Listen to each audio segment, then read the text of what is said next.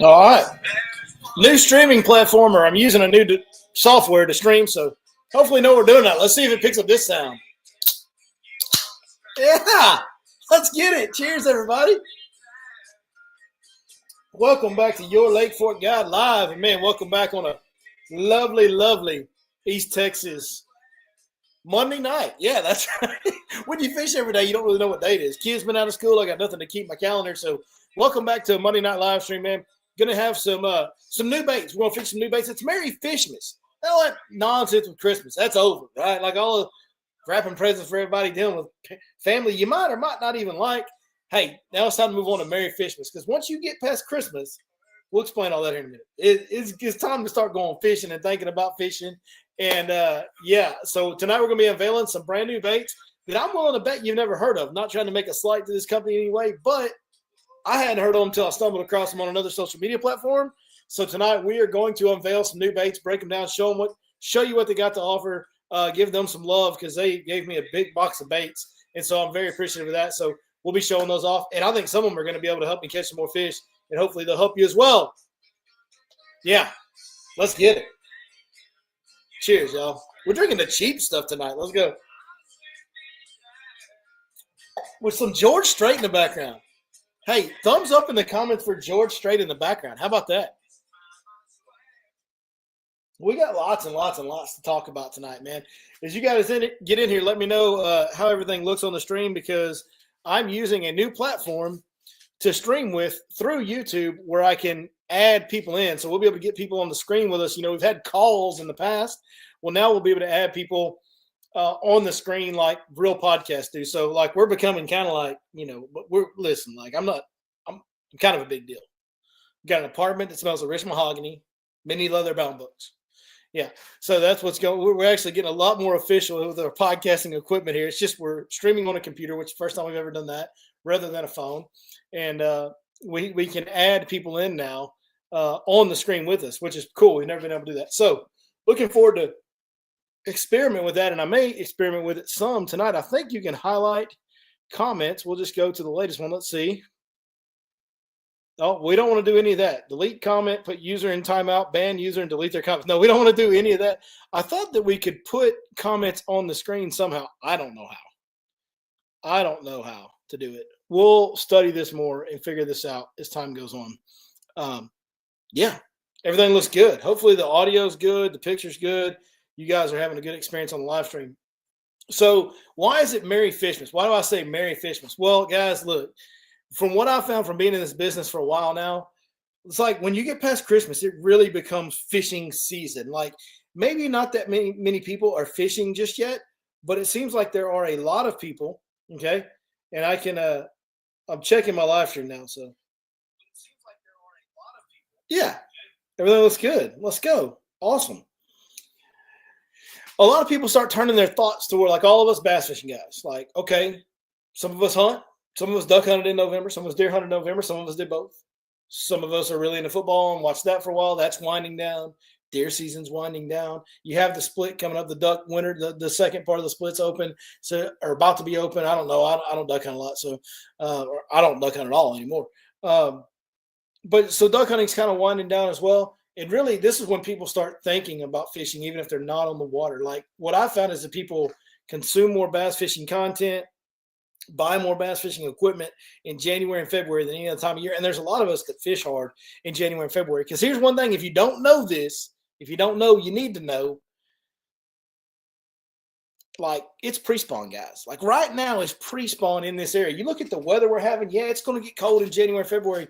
But man, like the water temps, they just don't get that cold around here some years. Some years they never get, they stay in the 50s. They never get below the 50s. So it really is pre-spawn. And if you have a warm trend at the end of January or middle of February, there's going to be some fish that'll spawn on a moon cycle. If you get a warm trend and get that water around 58, 60 on a moon cycle, they'll spawn in the end of January, middle of February around here. So if we got some that are going to spawn every year sometime in February, well, damn, that makes January pre-spawn, dog. Like, I mean, it seems like it shouldn't be, but it is. And I hear people all the time when I tell them, no, January is pre-spawn. They're like, what? They think of February and early March as pre-spawn. And there are pre-spawn fish in February and early March, but there's a lot of them A lot of them, like all of them, are in pre-spawn in January. You know, so some are just not as far along as others. So that being said, I think that's worth toasting and drinking to, right? Pre-spawn fishing, right? So good stuff there. Now, that's why I call it Merry Fishmas. The other reason is I got a present. I got a present for Merry Fishmas in here. We got a Merry Fishmas present right here that I want to share with you guys and show you. I got to thank Danny at CrossBait Co. CrossBait Company. CrossBait Co. right there. Mr. Danny. So let me tell you guys how I found this guy, or how I happened to learn of him and know of him. I was doing what probably shamefully a lot of us do, spending way too much time on TikTok. I was in here in the garage one night messing with some tackle like I often do, and I was scrolling through TikTok in between messing with stuff or when I was bored, and came across a live stream on, I think it's Outlaw Fishing or Texas Outlaws Fishing or something. Texas, it's a guy down at Rayburn, and these are like weekend tournament people, and like he had a live stream going. He had like 8 or 9 people on this live stream once. And I was like, I guess on TikTok you can do that. You can just add people. And they had an open spot where you could click add, and I was in here bored and messing with tackle, and I clicked add, and I ended up staying on this live stream for like an hour or so. I don't know, like a while. And Danny from CrossBaits was on there for a while, and some of these. So this is a local to Rayburn company. CrossBait is in the Rayburn Toledo area. I don't know exactly where, but man, a lot of people bragging about his baits in that live stream. A lot of people. So it intrigued me. Danny was a super nice guy on the live stream, and then sure enough followed it up with some DMs and got me some bait sent. So I wanted to kind of show you guys what all he sent me, because he sent me, god dang, dude, he like hooked me up, dude. He loaded me some stuff up, and I want to share this because some of these things look, I mean, I love fishing local Texas company stuff. Y'all know that. I've always been about, like, everything I've ever done has been with local Texas company. I think the only thing I've ever had sponsored that wasn't a local Texas company was my real deal with Lou's when I had that going on. But like, other than that, every company I've worked with has been from Texas. Now, one of them grew up and became a big national company. You know, that's all right. But, you know, Smash Tech, Lake Fork Tackle over the years, like a lot of different companies worked over the years, all kind of local Texas guys. And I love to work with those guys for obvious reasons, but also because, man, like, they understand what the fish in our region are biting. And like, a lot of these smaller companies aren't making baits to sell them. They're making them to catch them. Like, you can find some little nuance in these baits. These guys are making this because that's what works. Like, that's what gets them more bites. And you can find some real gems in some of their stuff. So that's another reason that I love working with small Texas companies. So I don't know. I haven't fished with any of these yet. I got them in. I've been busy with holidays. I haven't put them in my boat yet, but I'm about to. So this is going to be kind of first reaction. So this is a trick worm style bait. It's called Tiny Zilla. He's got a bigger straight tail worm, but y'all know we love the, you know, Danny, I appreciate you sending me the big straight tail worms if you're watching. But, brother, I released one several years ago called Big Perm. And as much as that worm looks great, I'm going to keep fishing the one that I released with Heath Taylor from Smash Tech a long time ago, because Big Perm is my big worm. What up, Big Perm? I mean, big worm. Let's take one out of the package. Got some grease to it. I can tell that. That's a good thing. Just a good old straight tail worm. It looks a lot like kind of a trick worm style worm. Love the coloring. This is a watermelon red color. Very translucent watermelon, which I think is good and important, that you have a difference between your green pumpkin and your watermelon. I think too many companies don't do that. So his colors look great. The worm feels right. Everything looks good there on the trick worm called the Tiny Zilla. Oh, got some terminal tackle that he sent, which I really like these. These are some little rattle inserts that you can put in, which that's always good, dude. Like, you can add some noise to some stuff. Man, I love that. He's got some scoping heads. If you're a live scoper, I think we all are, at least somewhat. So good scope heads. Looks like he's got a good hook on the scope heads there. He's got some tungsten as well. So I don't know why the hell he sent me these. He doesn't watch much of my channel. Like, Danny, I appreciate it, but like, bro, you sent me a drop shot weight. Like, I'll give these to my buddy David Ozio. Like, I'll never use them. I just don't drop shot very much. But they're great looking tungsten drop shot weights. Bobber stops, can always use bobber stops. I do use a ton of those. And tungsten weights, always love to have tungsten weights. No such thing. No such thing. When she tells you there's no such thing as shoes, say no, baby. There's no such thing as too much tungsten. That's the real, there's no such thing. All right, got a creature bait here. Let's check it out. Piney Woods Rooter. Before I pull out the package, this looks like, I can't remember. So there's an old Yum bait that it reminds me of it. It's a lot like it. But so basically what you got a little creature crawl almost with like lizard type appendages almost, but then it's got a twin tail like a brush hog. So it's kind of in that lizard baby brush hog, but a fatter body. And the body is ribbed, so it will move a little extra water. Make sure I got that on camera. Brush hog style tail, little lizard arms, very compact bait. I'm digging that. That'll catch them on a bed. Now, I'll guarantee you, like that'll catch them just flipping around the bushes and stuff. It'll probably catch them on a Carolina rig, probably catch them on a swing. I bet you that sucker will catch them on a swing head, but I guarantee you that'll catch them on a bed. I promise you that. So, cool little bait, Piney Woods Rooter by Cross Baits. And I will say one thing I'm noticing about the first two baits I'm pulling out. The consistency of the plastic feels amazing. I did not notice there's no salt in these. Hold on now. Is this a guy that's actually doing it the right way? Bro, there's no salt. Yeah, I just licked that bait to see if there was salt in it. Bit it a little bit and licked it. Yeah, that's what I did. There's no salt in these. So kudos to Danny, because here's the deal with salt. Salt in plastics is for one reason and one reason only. It's to sell more baits. Other than a Cinco, because there's two reasons you can put salt. To make it sink and to make it tear up. And so the bait companies that are putting salt in their soft plastics, in their creature baits, in their swim baits, whatever, they're literally doing that so that your baits fall apart faster and they sell you more. That's it. That's the only reason they're doing it. Because unless you want to make the sink like a Cinco, you want to be able to put on a weightless hook and watch it sink and wobble, there's no reason for salt at all. It tears the baits up. It doesn't make the fish hold on to it longer. That's not true. You want to do that, just spray some bang garlic or bang crawfish or shad, whatever. Spray some scent on there if you want to have that factor of maybe a fish will hold on to it longer because it smells like or tastes like. It ain't salt, guys. Like, that ain't going to do it. The salt is one of the biggest like frauds in the fishing industry. I hate salt and plastics. Kudos to Danny for doing it right, because he's one of the few that got that figured out and does it the right way. So cross baits, good job there. What do we got here on the next bait? Captain Crawl. We got a crawl bait in blue fleck. You know, we can always use a crawl bait, and we can always use blue fleck. So kind of a punching type crawl bait here. It's got kind of some of your typical crawl appendages. They have, I forgot about this. He has little balls on the end of his deal that make it wiggle more. Look at this. See the little balls on the end? And what's funny about that? I think he says, like, one of his things he said on the live stream was cross baits where our baits have balls. Let's go. That's pretty good looking crawl bait. I like that. Man, this dude's making some good stuff. This stuff's legit. It looks like the real deal. Again, no salt in the bait. So I love that. Love that.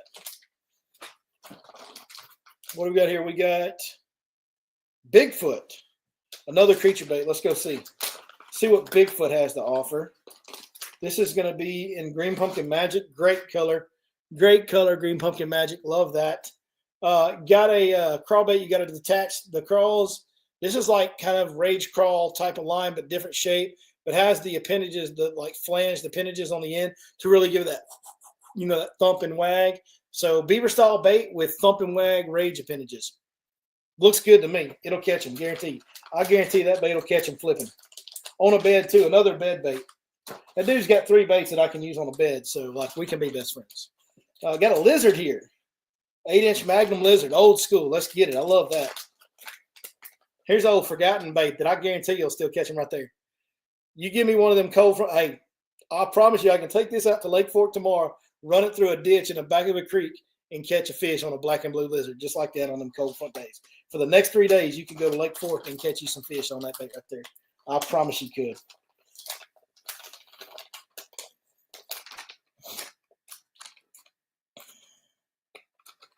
Make sure I got that back closed.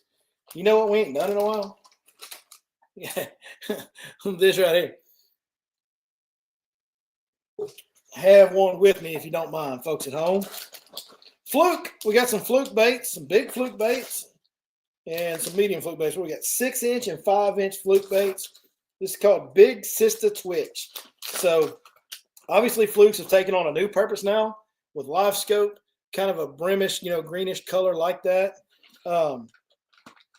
You can still fish a fluke the way you always have, but nowadays, man, like everybody wants to talk about these minnows and all that. Like, bro, that's just a small fluke. Like, and on Lake Fork, like, we don't need to be small. Like, they eat big bait in Lake Fork. So, like, scoping, take one of them scoping heads and put that on it. It goes scope with that, dude. I like the consistency of his plastic is so good. So when you've touched as many fishing baits as I have, when you fish with as many fishing baits as I have, like you can feel a bait and kind of know how it'll behave in the water. It's like there's a blend of the right amount of stiffness and the right amount of softness. And you see how it just bounces? So when I just sit, bounce. The consistency in his, now when you add water to that, that's going to increase. That activity, as that bait moves, that flutter of that tail will increase in water. So it'll be flow more like it's the consistency of his baits. The feel of his plastic is very, very, very good on all of his baits. So very good. Cinco, we got Cincos. I'm not going to pull those out because those will have salt, and I'll get salty hands and salty whatever. And I may take a bite out of one with my fat butt, who knows. But watermelon candy red, probably my favorite overall plastic color is watermelon candy red. I don't know if he watched the video and figured that out or if he just randomly sent that to me because that crap works down there in Rayburn and Toledo. But it works here too, man. Watermelon candy red is a great color. And that's a good-looking Cinco. That's a 5-inch Cinco. And, we got a big Cinco, 6-inch Cinco too. If you guys like big Cincos, got some of that too. And this one's called Holy Smoke. Got a smoke color. Got black with some blue and gold flake. I like that. That's interesting. Very unique. Swim baits. Oh, boy. We got some swim baits in here. All right. Let's check out some swim baits. And he's got them in several different colors. We got some white ice looking colors, some pearl blue albino looking colors, lots of shad colors, but different sizes. What's this called? Whack-'em boot tail. Whack-'em boot tail. So this is a ribbed boot tail. So seen something similar to this before with the Lake Fork Tackle, their Live Magic Shad boot tail. They've had something like that. Their Magic Shad boot tail, whatever they call it. They had like the slotted baits. And if you can see, that has the swim slots on it with a boot tail. Now, what I will say is this on a standalone hook, from my experience with the Lake, I don't know what this one does. My experience with the Lake Fork Tackle one was when you put this on just a belly weighted hook, the tail just kind of rolls instead of more wag. And I like more wag than I do roll. And this just kind of rolls with these swim slots and a boot tail. But what I will say that this does is it makes an absolutely fantastic trailer on a chatterbait, swim jig, and it's great on Alabama rigs. These type of swim slotted boot tail baits are great for those three applications. I will try it on a swim bait hook and check it out. It's usually not what I prefer. I bet what it also is good on. Look, when you take this little one, hey, hold on now. Wait a minute. Hold the phone, folks. Hold the phone. I got an idea. I bet if I take this little 1/8 head and I put it on this little bitty one,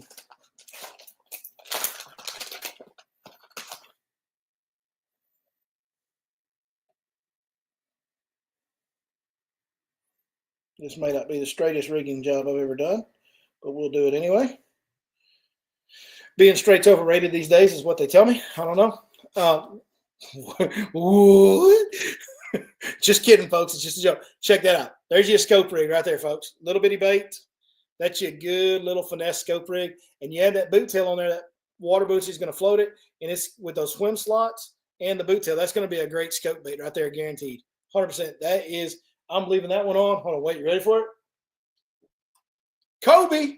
That's getting tied on the next day that I have live scope turned on, which will be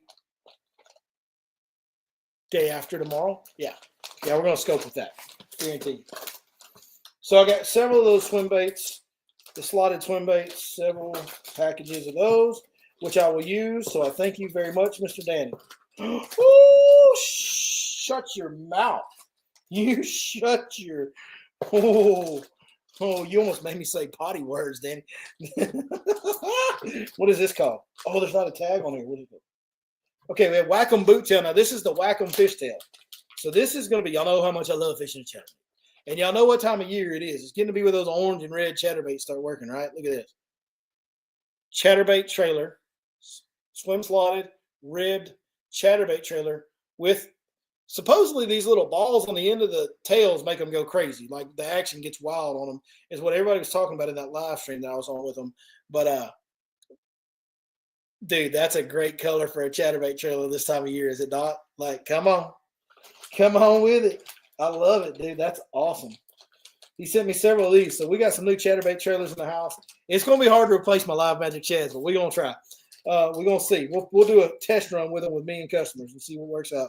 We got Pro Blue Pearl. Pro Blue Pearl. That's got a blue sheen to it that you can't see on camera.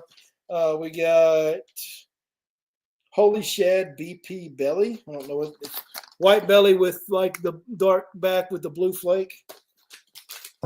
We've got like a white ice color. Got pearl or just white. Got Watermelon Red, which y'all seen a couple times. Got a good black and blue. That's a great black and blue color for a black and blue chatterbait trailer right there. Perfect. Got, oh my gosh, I'm going to pull this one out of the package. His Cali 420. This is the best looking Cali 420 color I may have ever seen. This Cali 420 color is fantastic. I mean, absolutely fantastic. Look at that. Got the dark with the red flake on the back, and then like a lighter, like almost a tannish, but it's like motor oil watermelon, like dirty watermelon, or almost a motor oil color on. That is a fantastic Cali 420 color right there. Love that. Love that color. Green pumpkin, of course. And we got a couple white and chartreuse type combos. Let's look at these. These are interesting. Lime ice. Oh, I got the wrong one. Yeah. Lime ice and white with a chartreuse tail. So this is kind of a little bit old school styling on this bait, but I bet this is great. Bro, on a chartreuse and white chatterbait now, talk to me. Huh? Look how much that tail wiggles. Look at it. Out of the bait, just keeps wiggling. That's just what I'm holding my hand still, guys. It's just the normal vibration of my hand as I hold it up. That is wild, dude. Wild. That's crazy. So that's white chartreuse tail. Man, what does that smell? And this is lime ice. So like chartreuse sparkle in the belly, white on the back. Very good looking bait there. Man, that's just, whoo, I got loaded up. I'll tell you what, Danny, I appreciate it very much. The one thing I don't appreciate is how much tackle assorting you have assigned me to do. Like, I've got a lot of damn work to do putting all this crap in my boat now. What the hell, bro? You got to come here and help me organize this shit. Hey, he's got some good baits, dude. I'm liking cross baits. And like I said, I love to support. Obviously, we all love to support our local company, especially Texas. You know, American's great. Texas is better. Texas is the best country in America. That's for sure. If that makes any sense. But yeah. So, Danny, big shout out to Danny. Y'all go check him out. Crossbait Co. Search him up on social. Go look at his website. Order some of those baits. They look really good. Like I said, the thing that I was probably most impressed with, his colors were great. Loved the fact that he had no salt in the baits shows that he's doing it the right way. Like that says a lot. And then loved his consistency of his plastic. The feel like those baits are going to hold up, yet they're going to be soft enough to have great action. Like he's doing it. Good job, Danny. You're doing good. How are we doing today? Country Living wants to know how we doing today. I'll tell you how we're doing today. Well, we're sitting in the garage drinking a moderately cold beer and talking about fishing. So that's pretty good. It's pretty good. Crappie are biting at Lake Fork. Daniel was there Sunday. Yeah, crappie always bite on Lake Fork this time of year. This is like the time of year for crappie dudes for sure.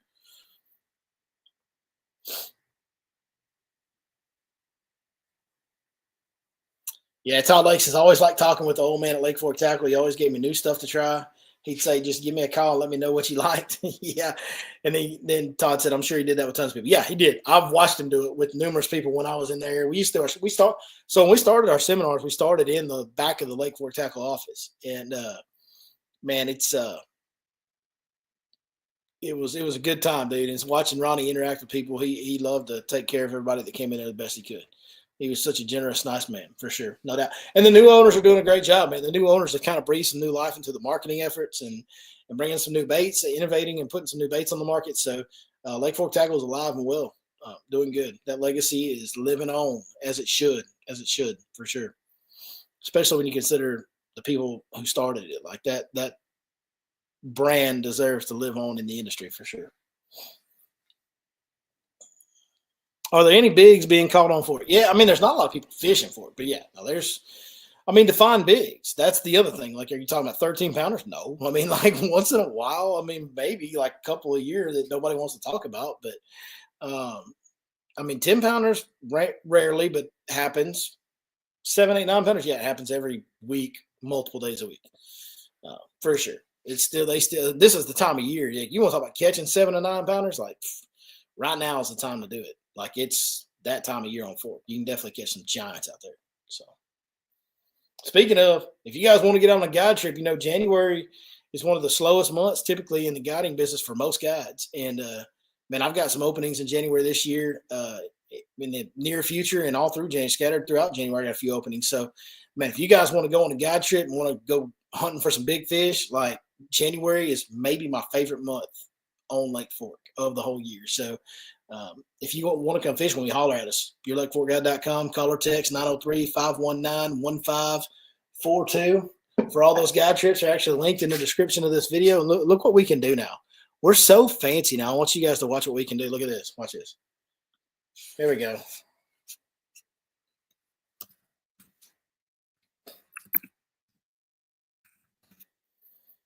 All right, there it is. Call or text that number at the bottom left of the screen if you want to get a guide trip. What should my next name be? Did y'all like my first name, Random Fishing Idiot? Did everybody approve of that name? Terry Connolly says Danny's in the Lufkin area. So Crossbaits is out of Lufkin. That qualifies as the Rayburn area, I think. So, yeah, Lufkin's good spot. CFJ, speaking of that, CFJ says he found himself singing "It's the Most Wonderful Time of the Year" after hauling in a 9-pounder today. See what I mean? Like, this is the time of year, dude. It happens. It happens. It definitely happens. So, crushed him yesterday on ponds with a fritz side, nothing big. I mean, I don't know what to tell you if you didn't catch anything big. You should be catching big ones this time of year. Should be catching big ones this time of year. So if you're just catching little ones, I mean, part of that is the warming trends, right? Like the little warming trends, like you get more of the little fish get active on the warming trends. Like to catch the big ones, you actually want it to be like pretty nasty cold weather. That's when you're going to catch the bigger fish on these cold lakes this cold time of year. So, how's our line of baits doing? Well, we're going to be a little while before we make the next one. We got to sell enough of these jigs to purchase the next mold, which costs money. But you can buy our jig, custom design jig that I designed it. Versa jig, BassAmigosFishing.com. Fantastic jig. Get the jig. If you don't like it, let me know. I'll buy it back from you. Like it comes through everything. It hooks them good. Like you're not going to be disappointed in that jig. But BassAmigosFishing.com has the Versa jig on it. I'm going to be throwing it religiously for a while now. So definitely go check them out, dude. Like if you like throw a jig at all, you need to get the Versa jig. You'll be really pleased with it.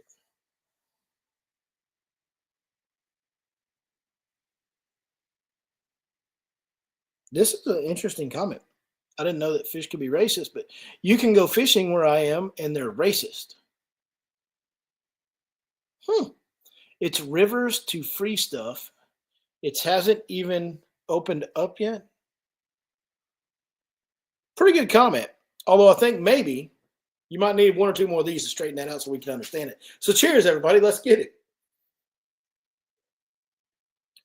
Drop in the comments what my next name on the screen should be. We can let you guys pick what y'all want to call me. Who wants to call me something? And I'll tell me whatever you want to call me, and I'll put it on the screen. As long as there's no profanity, I will add it to the screen for sure.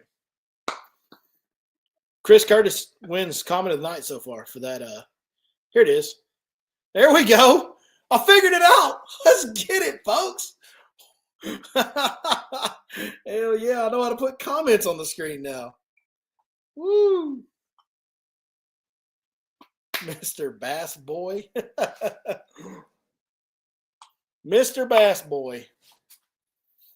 I don't know if that's meant to be an insult, but all right, that's the first your name I saw. So we'll make my name Mr. Bass Boy.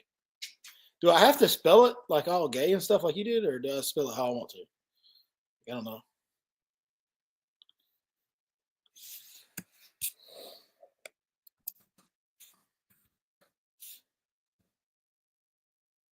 There we go. I didn't even put any capitalization in it.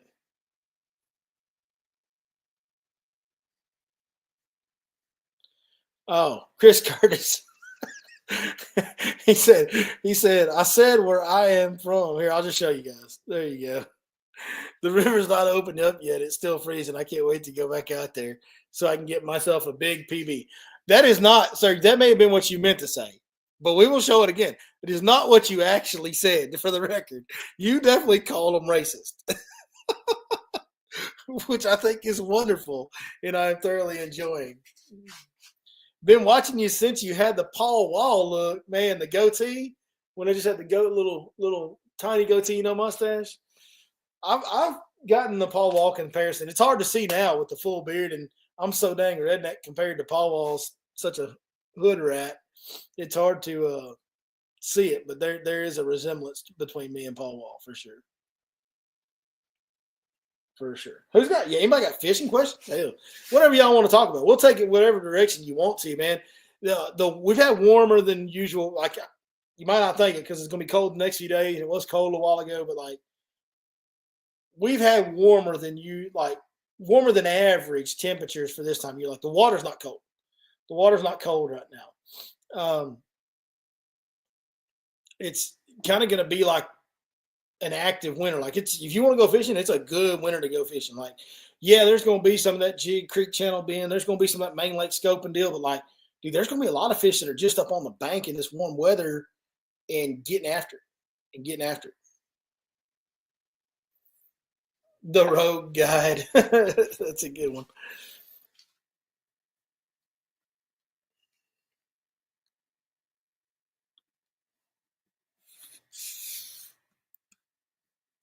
We got a new name. I want to put I approve of this one. This one may stay up for a while. There it is. We'll stay with that one for a while. What's your favorite bait to catch fish on these random warm fronts, man? I really like a chatterbait in the trap. Chatterbait in the trap on the warm fronts. Or, like if you don't have grass, that frit side or some type of square bill, like something like that. Flat sided square bills are good. That's great. That's great. Chris Curtis says, I did not mean to say it that way. I was trying to spell it out the right way, but it came out wrong. Hey, we feel you, Chris. Chris, we feel you, dude. Like we've all done it. I've done it. It's all good, man. Just listen. That's why I said just drink a couple more of these and it'll all straighten itself out. Whether it's right or not, it'll look good to you.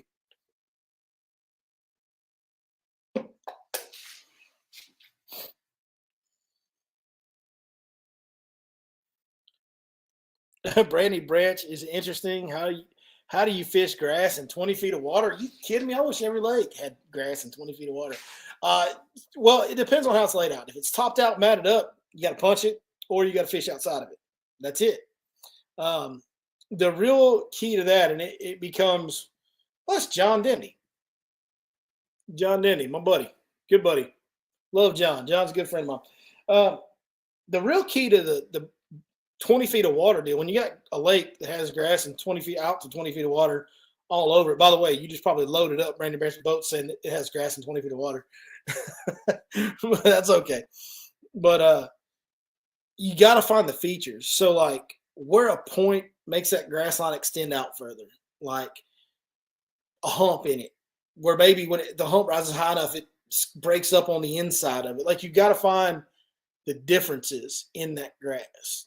And you got to find the grass that's laid out fishable. Like if you're wanting to fish over it, then you got to find areas where you can fish over it. And sometimes the grass will be matted on that 20-foot edge. But if you go up in that grass, you can find broken stuff in like 5 foot of water. And that can be the thing. So, I mean, there's a lot of different ways. You still just got to go fishing. And I hate to give you that kind of a, well, just go out there and figure it out type answer. But that's really what it is. You got to think about the same thing. And here's the best tip. Look at the map of that lake. Study that lake as if there was no grass in it. Where would you fish right now, today? If there was no grass in this lake, where would you fish? Okay, let's go figure out how to fish that grass right there, wherever you're thinking about. Because there's going to be grass there now. Now we know where the structure is that we want to fish. The bottom contours, whether it's a back flat of a creek or whether it's a point out on the main lake. We know where the structure that we want to fish is. We know there's grass there. Now let's figure out how to fish that grass around that. Do we need to punch it? Is it broken enough I can swim something through it? Do I need to get on the edge of it with an Alabama rig, jerk bait, scoping, whatever? Like there's a lot of different ways to do it. But you need to ignore that grass to figure out where to fish and then figure out how to fish after that. Good question.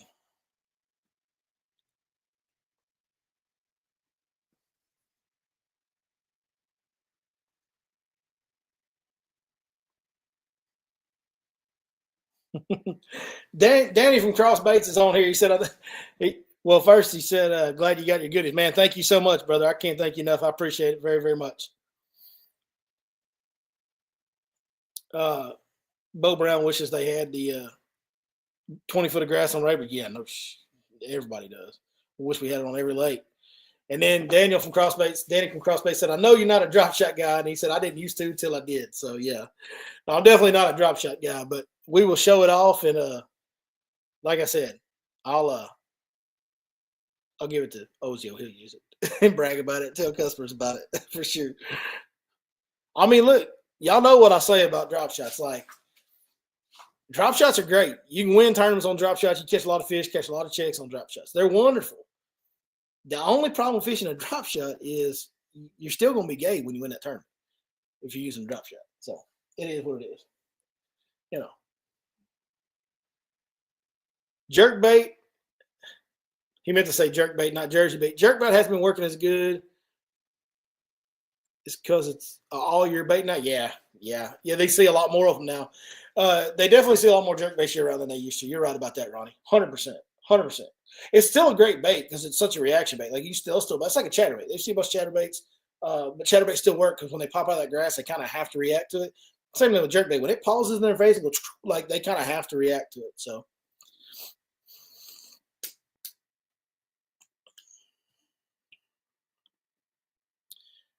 No drilling on any lakes I fish, and I sure wish there was. Man, yeah, that sucks, buddy. I don't know what to tell you. That does suck. I mean, you can do it without it, but it's not as it makes it a lot easier to fish when there's drilling in the lake for sure.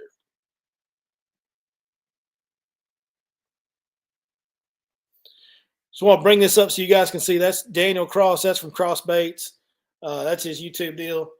Man, we appreciate it, Danny. Appreciate us all getting to look at your baits, dude. And we love local companies like yours. So good.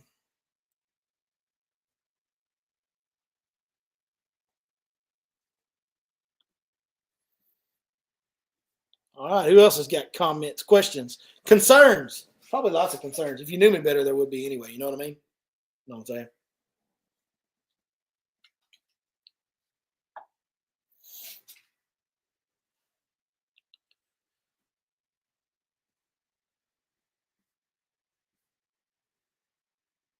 Well, I need to start talking crazy about bin milking again or something. Then we can get a lot of people in here. I bet if I start talking crazy about life scope and bin milking, I bet we'll get lots of viewers.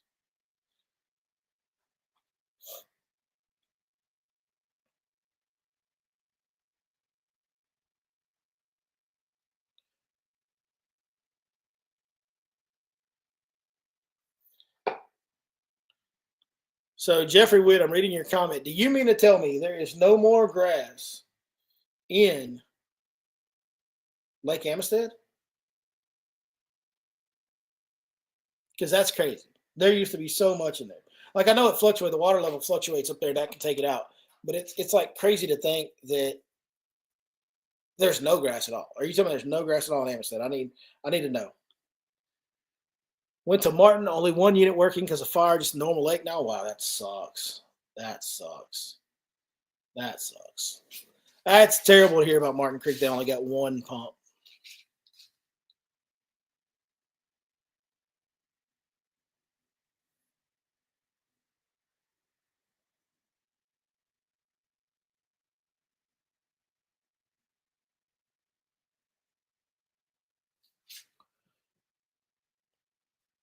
Sorry. I'm trying to get somebody else to join the live stream. I don't know. It's really last minute.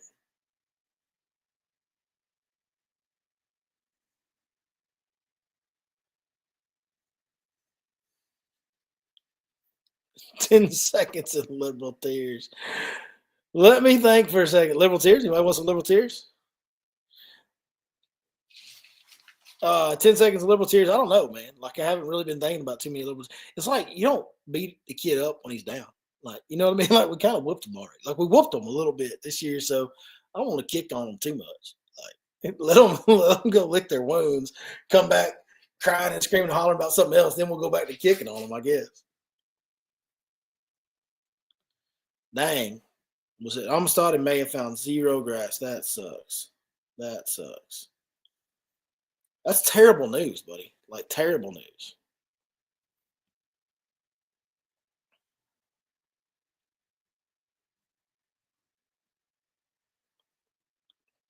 Danny from Cross Base knows what's up, man. Check it out.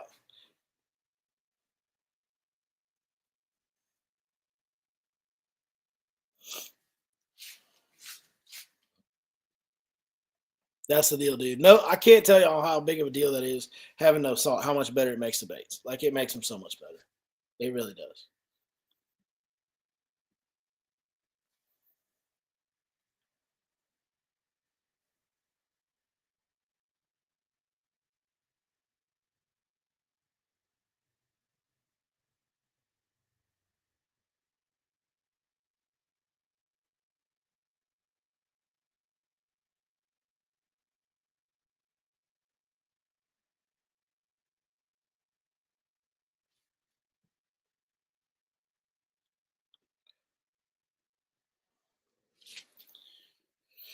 Uh, question about glide baits. Do you put a feather hook on your back end, I guess back hook, or do you put it towards the front? So I don't use a feather hook on a glide bait. I never have. I'm not the biggest. There you go. This is the best swim bait dude I know right here. Heath Taylor from Smash Take Baits. I never put him on glides. That guy's got more time with a swim bait in his hands than a lot of people do. I mean, he doesn't fish as much as he used to, but he's been throwing swim baits longer than most of us knew they existed. And he never puts them on glide. I never do either. Like, you want it to look as real as possible. I think those fish look at those swim baits for such a long time. They're made so realistically. I think that I think you want them. I don't think you want to add that kind of stuff to them. So that's just my opinion. Hope they consider bringing. I think it means bringing some hydrilla back to fork. I think that's what we're saying. God dang, maybe we need to stop drinking beer on these live streams. I can't read some of y'all's messages. We'll figure it out, though. If you're saying they consider bringing hydrilla back to fork, I can tell you this: they're doing absolutely nothing to prevent it. They're not spraying it. Like, they're not trying to get rid of it. They want, like, they can't want hydrilla because it's technically an invasive species. But their view on it now is that hydrilla is habitat. That's all they'll say, because that's all they're like legally allowed to say. Hydrilla, they can't say it's good habitat, whatever. I promise you guys, they're not trying. They are not upset if hydrilla gets in the lake. John Denny says, if I can't read y'all's comments, then it sounds like I need to drink more and catch up. Let's get it. I love it. Let's go. Let's go. All right, more feather talk on glide baits. Kind of a fad a couple years ago, but it died out. Most good glides are tuned without feathers. So adding feathers can alter. That's right. It can alter the action. Like I said, great dude to listen to on Swimbait right here joining us. So yeah, don't put your feathers on your glide baits because the action on a glide bait is very sensitive. Very sensitive.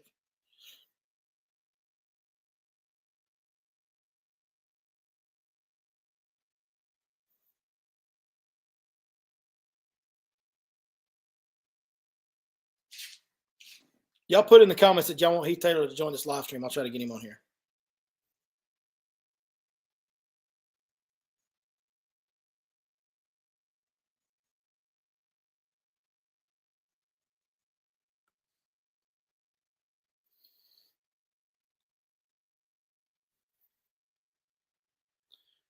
Chris Curtis asked me a question.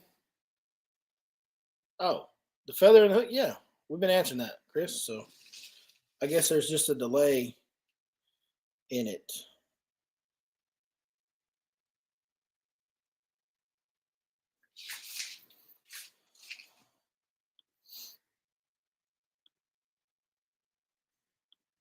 All right, y'all bear with me.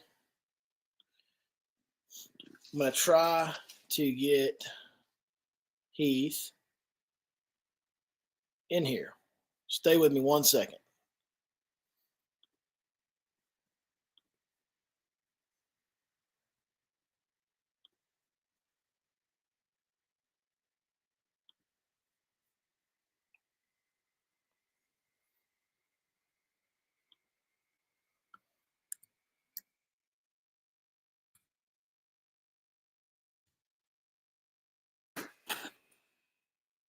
Stay with me, folks.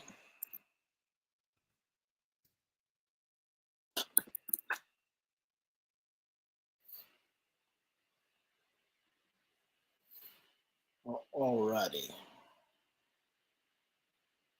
All right. I'm back. Sorry about that.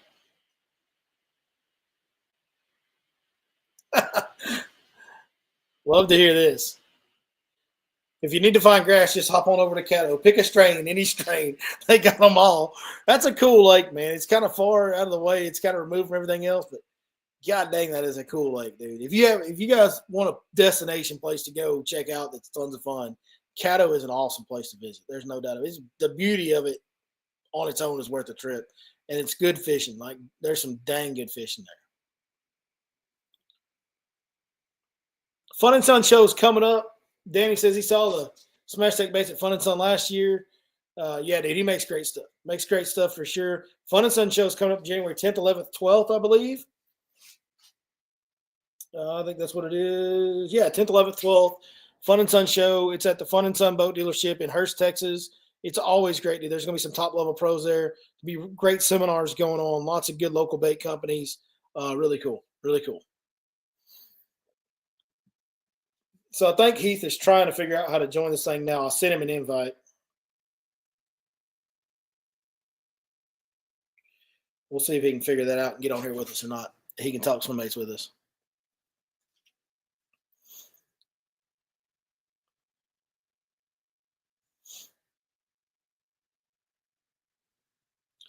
I will not be at the Fun and Sun show this year, guys. I can go ahead and tell y'all that. Sorry about that. Danny, I will not be able to make that. I've got one kid's basketball on Friday and another kid's basketball on Saturday. And Sunday is just kind of a half day and it's slow and kind of that's a pretty long trip for me. It's not that's not really it's not worth the trip to go on Sunday. There's just not a lot goes on there on Sundays. But if you've been, you know that. But yeah, I will not. Unfortunately, this will be one of the first. This will be maybe I think the first year in a long time that I haven't been to that.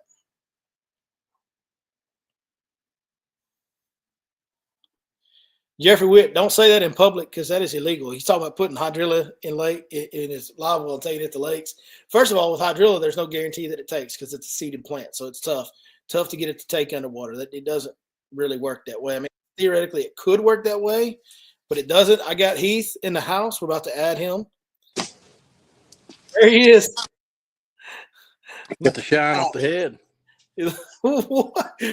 All your hair fell off the top. You caught it on the bottom. Well, that's good.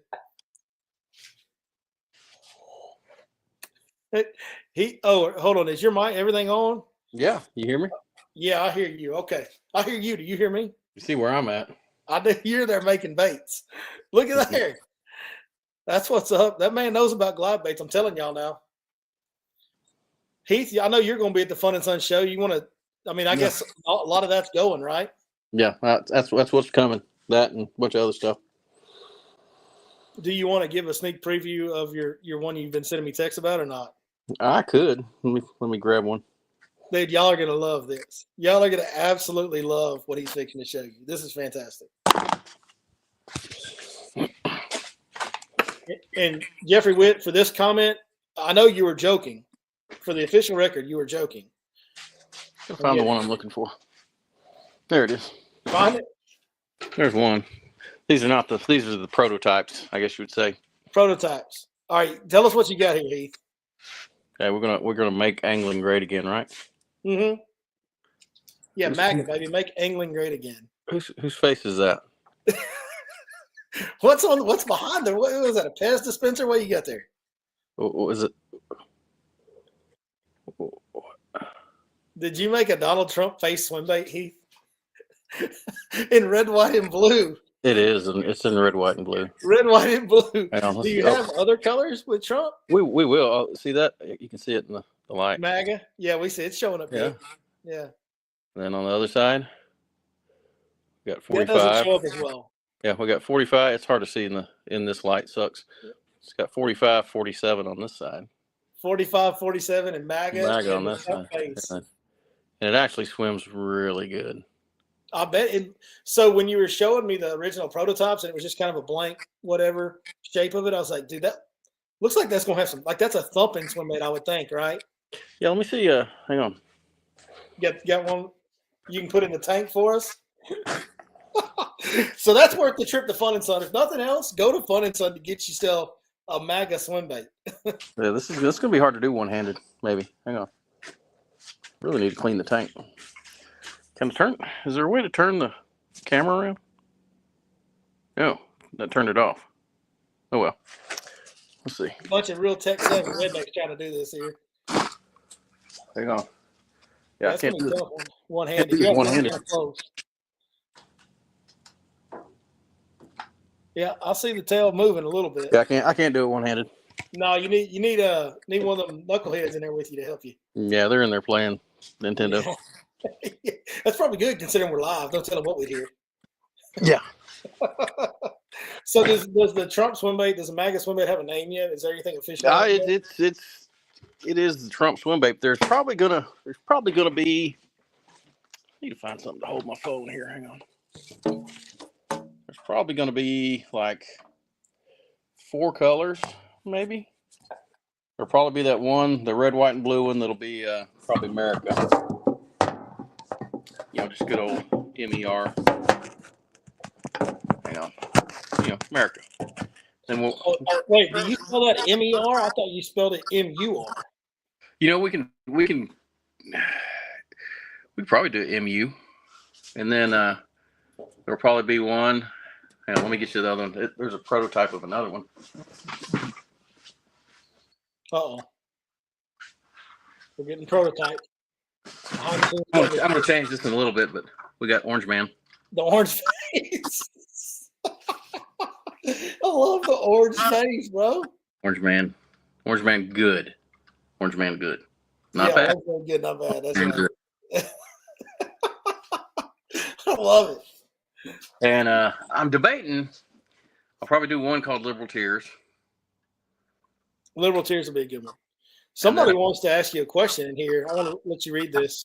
How do I go back? How do I see the? Because I can't even see the deal. Oh, you can't see anything? All I see is me and you. Can you not see that comment I just put up there? I see that. I did not arrest. So, that's an old hose dragger, old retired hose dragger. That's right. Old Renner. Mm-hmm. I did not. I missed out on that. Funny story about milking though. I did. This was probably years ago. Billy called me. He had broke down. Milking had broke down between Mount Pleasant and Talco on the side of the road in this old piece of crap Ford that they used to have with a camper on it, pulling that boat that the trailer always broke down. And I went and the starter had burned up on their truck, so I went and pull started them so they could get back to Nebraska. Yeah, I remember that well. People don't realize it's kind of funny now, but like I used to do everything I could to help that guy out. Like I've helped a few of those guys out like that over the years, and having good friends like you, a good dude like you that was over there. It was like the middle. But this was like, if I remember right, this was like midnight. Yeah, it was like between 10 and midnight, somewhere in that. Yeah, that hour. And I called you and you answered and you went and helped him. Yeah, he was going to come by and film video here at the shop and do some stuff, but he never did. Yeah. Well, I guess that's about as far as we need to go into that. But I like this one. Here's a pretty good name if you want a name idea for your bait. Yep, the Thumping Trump. The Trump Thumper. Or you could call it the MAGA swim bait and then say it has that Trump thump. There you go. The Trump. There's something there. There's something. We've got America. We've got Orange Man Good. I should put Orange Man Good as the name, not just Orange Man. Orange Man Good. Yeah. The OMG. Yeah. Yeah. Would you catch him on the OMG? Trump Thumper. But then we'll probably have Liberal Tears, and we may make one called Snowflake. Snowflake be a good one. That's a good one. Snowflake, and it's probably going to have like some, maybe some really light blue glitter. Maybe. Mm-hmm. Yeah. What, that comment, there's another question for you, buddy. Oh, man. I started playing with them when I was a kid. back when, and I'm not sure what year it was, whenever the Castaic, not so much the hard baits, because I couldn't afford those when I was a kid. The Castaic, they came out with the Castaic bass, the wooden bass and the wooden trout. I couldn't afford those. But whenever they came out with the ones that were the hard head and the soft body, and they showed up at Brandon's Bass Shop, I bought a trout, the bluegills, the gizzard shads, then all the smaller shads. So that was probably early 90s, I'm guessing. So I dabbled with it a lot then, and then just really, really got more and more obsessed with it. Went through the AC plug, like I said, the Castaic baits. So 1990 something would be the answer to this question. Yeah, the 90s. Like I said, I started throwing them in farm ponds when I was a kid. Yeah. Like I said, it just blossomed from that into, I started pouring my own just because I wanted stuff a little different than what you could buy. And then it turned into, Cam at Lake Fork Marina was just, me and him got to be good friends because he was a swim bait guy. And it was bring some up there and sell them just kind of under the table type deal. Mm-hmm. Mm-hmm. And then now, that was probably 10 or so years ago. Yeah. It was Cam, if y'all don't know, is a great crappie guide on Lake Fork. Yeah, if you want a crappie trip. We're getting some kind of feedback every time I talk. Heath, can you turn the volume on yours down, maybe? Hang on. I think that's what's happening. I think we're getting feedback on Well, your volume. it was probably where I had this phone sitting. It was down in a little hole. So it would stay sitting up. Is that better?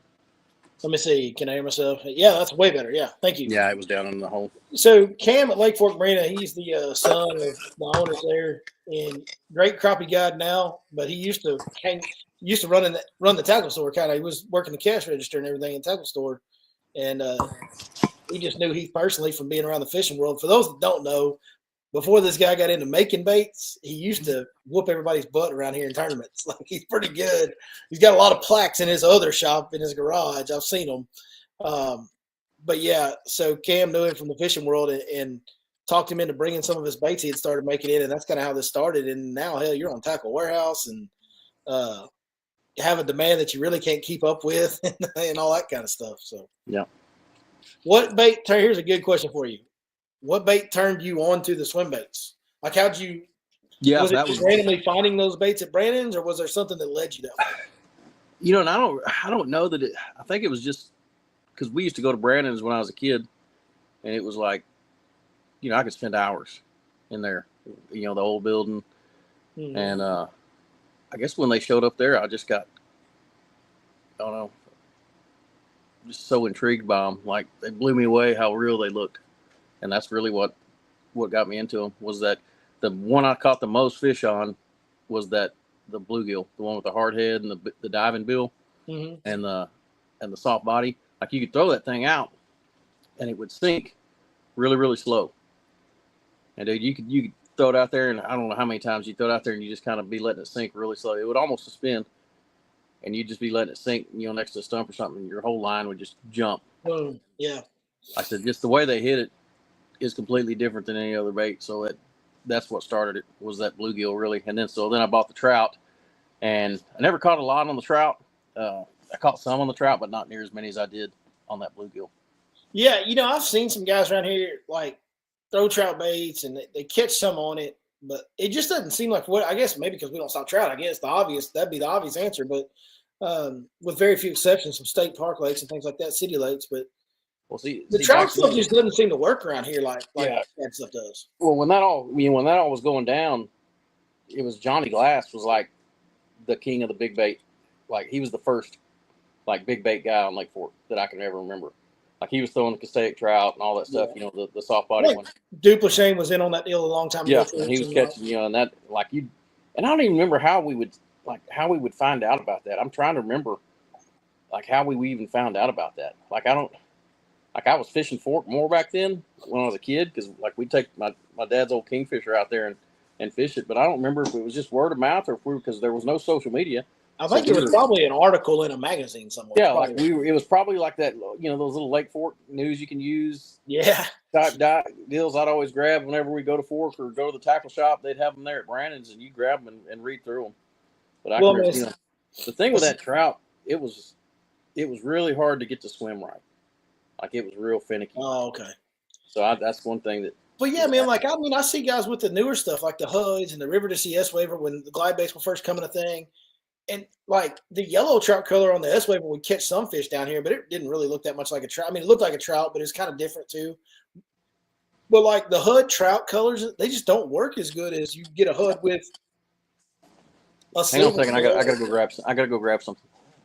All right. You gotta go grab something. I guarantee he's gonna grab some old bait that's awesome. I promise you that. I feel like this needs a little love in the comments too, because I like this one. He said Blake Doty wants to know that he wants a public service announcement here. If anyone sees a 25-inch bass swimming around with a 5-inch burrito in his jaw, let me know because he wants his bait back.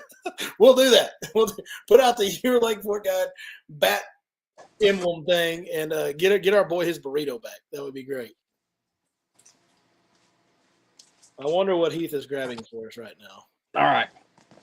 Told you. So here they are.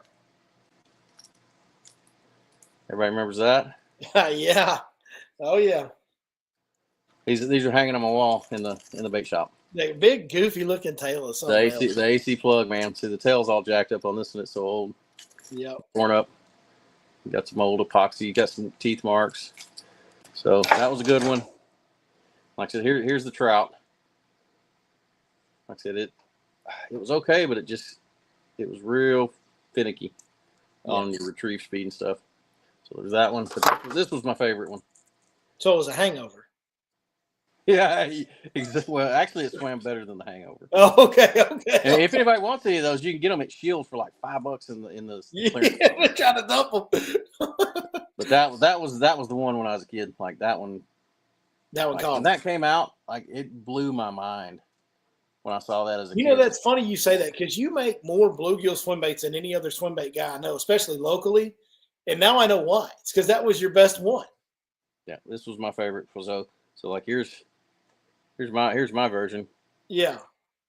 Yeah. So and every time we go, you catch at least some fish on a bluegill bait. That's the line through. So yeah. So it all started with that bluegill. That's crazy. That's pretty cool. Then you got the hard bluegill. Yeah. He just got clear coated up. Just waiting on us. Well, I've got one of those that I throw that this, but I throw it during a floater that I throw during spawning season. So if anybody is any of y'all are watching or got any of the Easy Glides or familiar with the Easy Glide that we did that video on, I'm gonna have like some kind of one-off ones at the Fun and Sun show. A little wrapped one. So some custom colors on them. Yeah. A little wrap on that one. Easy Glide? That's a little Easy Glide. Yeah. A little wrapped one. And then I foiled a couple. Actually, I may send one of these to. That one may go to Thrifty. He was. To who? It may go to Thrift. That one may go to Thrift because he likes chrome. Here I was thinking you were gonna say it's gonna go to Your Lake Fork Guide, and it's going to Brian Thrift instead. Okay, I got you. I guess I don't rank quite as high as him. Look at that little bitty guy though. Yeah, no, that thing looks awesome. So, but yeah, wrapping baits is a pain in the rear, and then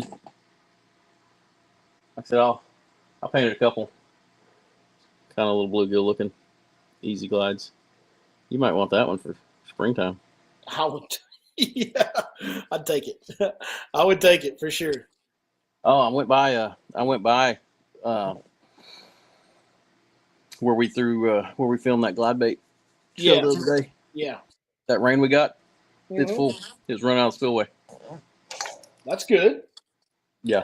It would have been awesome if that water was draining in. You know where it has that where that water flows in? I bet that would have been awesome. Yeah. Need a deep running line through. Talk to me, Heath. Colton Deloach says they need a deep running line through. I can make some. So we'll tell you the story about the line through and why it is made to have such light weight as it does. Back over 10 years ago, I guess, when I first started doing the line throughs. I was using a brass insert that you could get from the mold company that was making line through bait molds. He was pretty much the only place you could get inserts from. And they were brass. When we started using them, they were a little too heavy. And then I was working with a couple other guides too on fork that throw a lot of swim baits, and they were catching a lot of big fish on swim baits back then. And I'd give them some baits, and they say, "Okay, still too heavy.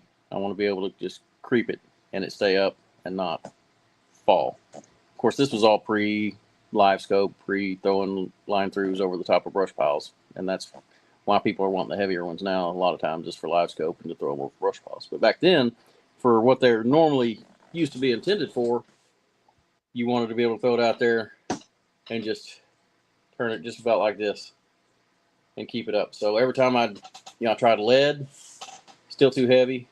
I tried tin, which is lighter, than lead on the same size object, and then still too heavy. So then we cut the size of the insert in half, and then they said, "Okay, that's perfect." So that's why it's been so light. Now I can, if somebody was to send me a message on Instagram or Facebook, and it may not be a deal where they get done the next day, but I can usually get them done within a few days. Say, "Hey, I want one with a full piece of tin in it," and I can make one. It'll be, not quite twice because of where I cut them, but almost twice as much tin insert in the deal, so it will sink quicker. So There you go. it's doable, but for the ones that I actually sell, just production ones, everybody they were made to go super slow and stay up. Well, I mean, I don't know what it was originally invented for or whatever, but I know the way that we fished them at Fork when I first started messing with them, it was, you wanted to keep them off the bottom, and you wanted to fish them as slow as you could because, these big fish like it like that a lot. And that was the deal. You wanted the buoyancy to be very, very high so it would stay high in the water column, and you could slow it way down without it hitting the bottom in that springtime 3, 4, 5 foot of water on those shallow points. Sorry, I had to go get my clear coat brush. Gotcha. We'll do some clear coat. Go do some clear coating while we talk and answer questions. There you go. Get to work. Don't let us hold you up. Yeah, you drink, I'll work. I'll let you read this comment. I actually bought a couple when they came out. I know you did. And I ran them in my test tank, and this is all I'll say. And they never got tied. I just was curious how they would swim. It was not good.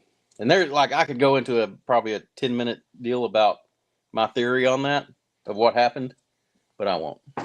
Yeah. Yeah. Well, I know what happened. I know what happened. It's corporate.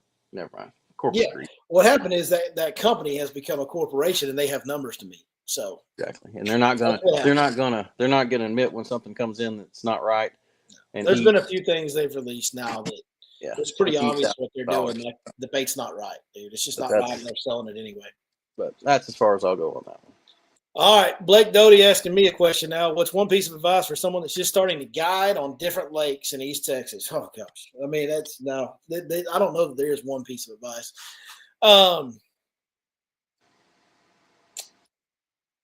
That's a tough question. You got to be able to catch them, which obviously if you're starting to guide, you probably figured out how to catch them pretty good. But god dang, dude, there's so much more to it, man. Like from the dealing with the people and understanding people's, catering to different people's needs, wants, and desires, which is what you got to do if you want to be good at it. And then there's, once you get done dealing with customers, you got to deal with the competition, which in this business can be very, there's a lot to deal with. There's a lot to process that goes on outside of the fishing part. And I've not always been the best at it. And it just wears on you over time. And there's a lot of stuff that goes on. So I guess if I had to give you one piece of advice, it would be to keep the main thing, and to make sure that you're focused on them people that are getting in your boat every day. Like, make that the center of your attention in everything you do. So whether it's posting on social media, whether it's dealing with anything else, if it doesn't affect how you deal with your customers, then don't worry about it. Don't worry about it. Like, if it affects whether or not customers get in your boat and whether they come back again, then you got to deal with it. If it doesn't, let it go. Don't worry about it. Just focus on that stuff, man. And it's hard. It's easier to say than do, for sure. But, man, just focus on the customers. Focus on customer service. Be a good dude to them. Try to be genuine with them. Have a genuine care and concern for making their day valuable. Like, provide a value to them, and just be a good person to them. And that you'll get people. They'll come back. So you'll be good. The other part is. Stay off your phone. Stay off your phone. Yeah. I went with a really well-known guy years ago that somebody else paid for, and he spent a lot of his time playing on Facebook and goofing around. Heard that complaint a few times about guys that are on their phone a lot during the trip. Yeah. I mean, it's their day, man. Just have, I heard a guy say this when I first started, like, hey, man, and he was talking to customers. He's like, hey, dude, it's your day. So whatever you need, whatever you want, I'm here for you. Like, that's the attitude. It's just making sure it's their day, not yours. And not anybody else's. It's their day. So don't let anybody else interfere with it. And that's kind of the key to that part of it. Then the next part of it is, as far as getting trips and acquiring new business, like, that's a whole other thing, man. Like, the marketing these days, it was easy for a while. Now it's getting kind of tougher. The space is so crowded in the fishing social media world. It's gotten a lot tougher. So you're going to have to dig in on the marketing and keyword search terms and what format to do your marketing in. And like, you're going to have to do some serious educating of yourself on that if you don't already have it. So educate yourself on modern marketing tactics and make it about your customers. Long way to say just that. That's a lot. That's a lot of verbiage to just sum it up in that.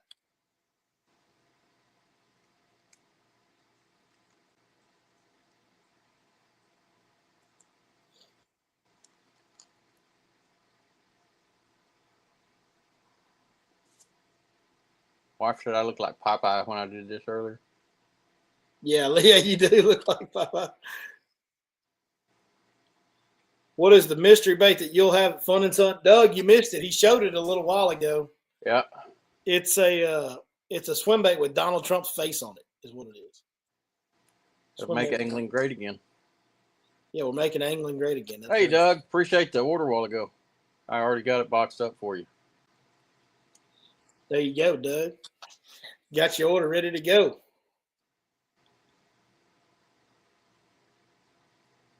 Big C, this old Calvin, he's been with every guide in the world other than me. He's never fished with me, which I don't know if I should take offense to that or not. Like, he used to say he did it because he couldn't get on the books because I was booked out so far in advance.